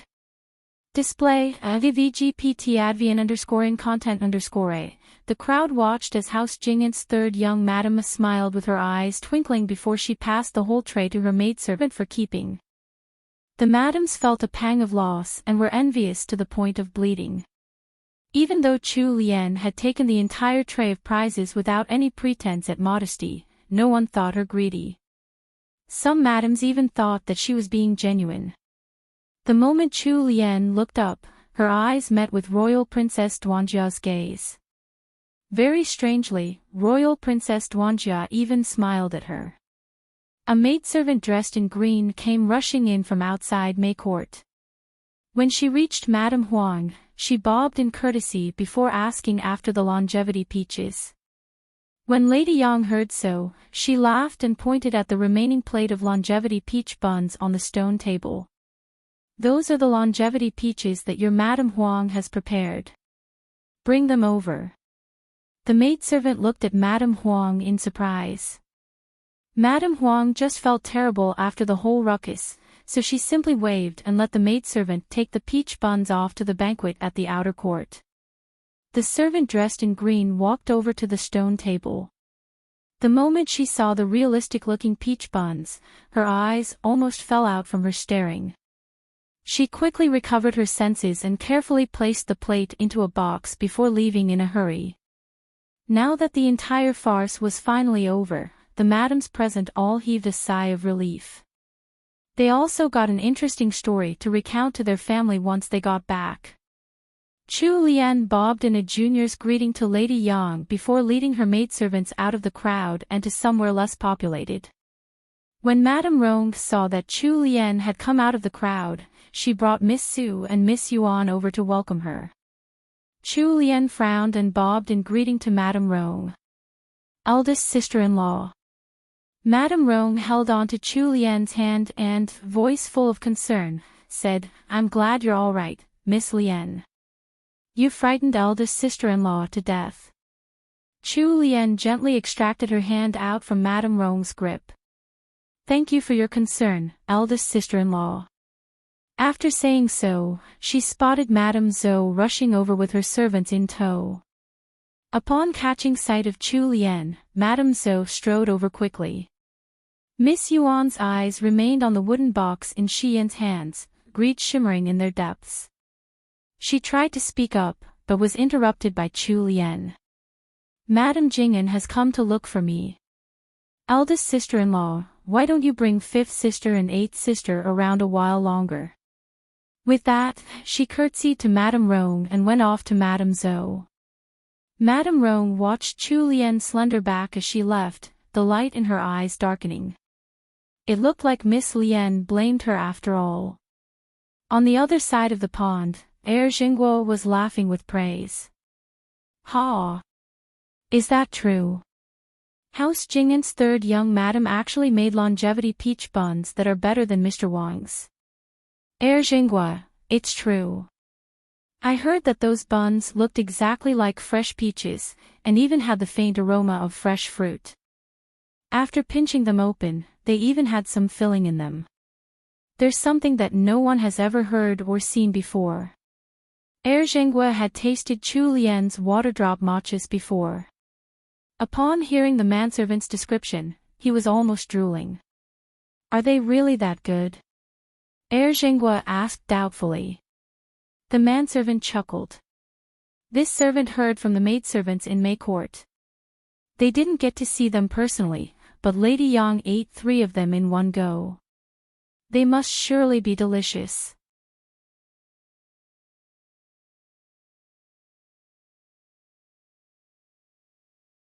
Chapter 92, Secret Affair, 1. Heir Zhenghua pulled Xiao Bojian over with one arm and smiled. "Senior Xiao, I didn't think that House Jing'an's third young madam was so talented." Xiao Bojian finally loosened the tight grip he had on the railing.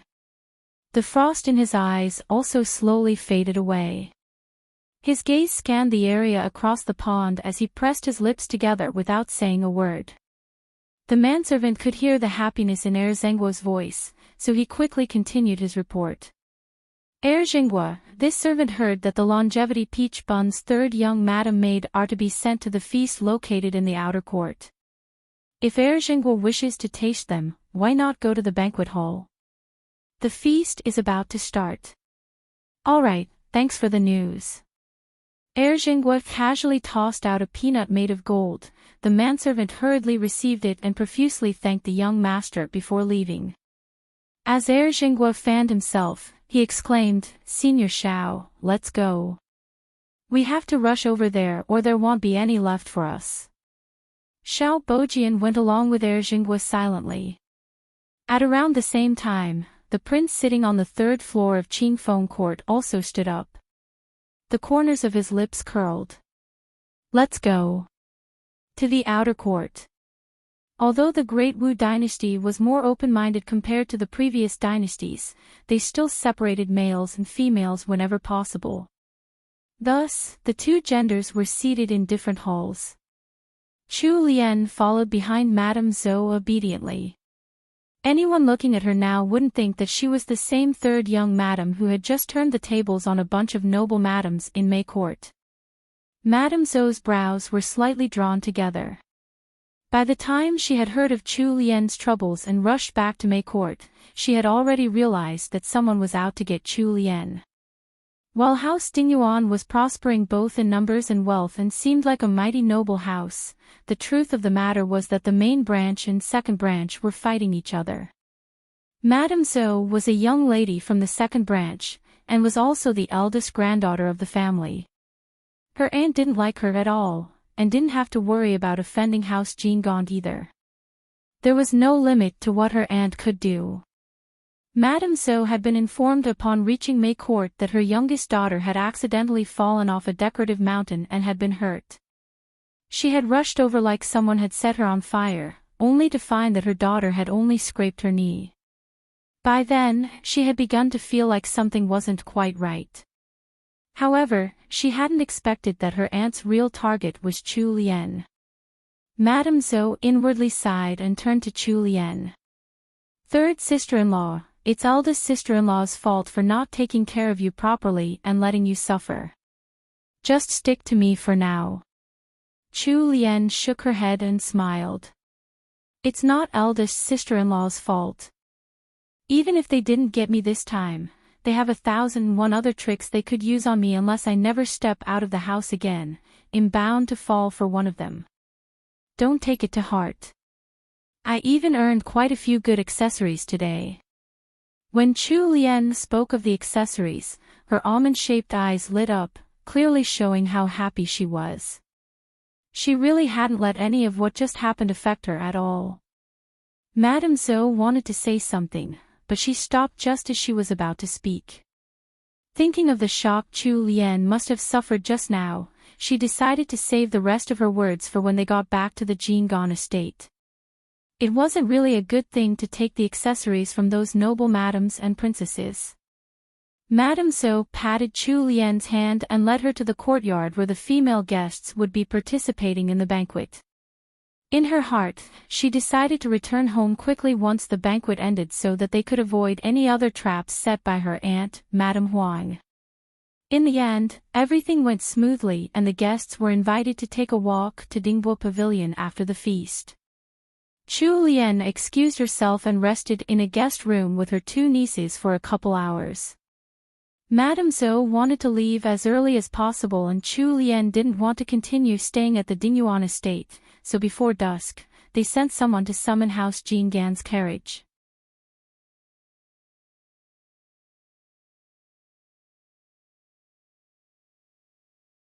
Chapter 93, Secret Affair, 2. This chapter has been stolen from Valera novels. Please read from the original source. Wenqing was led to Shi Court by one of the Dingyuan estate's maidservants. Just as they turned around a corner and entered a secluded area, the maidservant suddenly turned around and took out a letter from her sleeves, shoving it into Wenqing's hands. Wenqing froze in response, but heard the maidservant explain, "This is a letter from Mr. Xiao to 6th Miss Chu. Sister, please be discreet." Following that, the maidservant ran off. Wenqing's entire body had stiffened. For 6th Miss Chu. Wasn't that their third young madam? Who was Mr. Xiao? When she finally recovered her senses, she quickly hid the letter in her sleeves. After looking left and right to make sure there was no one else around, she heaved a heavy sigh of relief. Shi Court was right around the corner. Wenqing made it there in 2 or 3 paces. She closed the door behind her and finally dared to take the letter out from her sleeve. There was the Chinese character for Xiao on the simple envelope, handwritten in a way that divulged the writer's strong personality. When Wenqing recalled the reminders that senior servant Zhong had given her yesterday, her heart beat like a drum. However, the way Chu Lian looked while making desserts, and the way she amiably mingled with the maidservants also popped into her mind. A glint of determination flashed in Wenqing's eyes.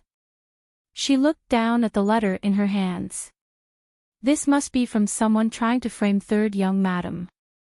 Third Young Madam was such a good person, how could she possibly be having a secret affair?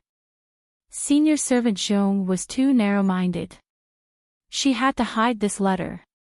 It was pitiful enough that Third Young Master had left Third Young Madam all by herself to go to the northern border.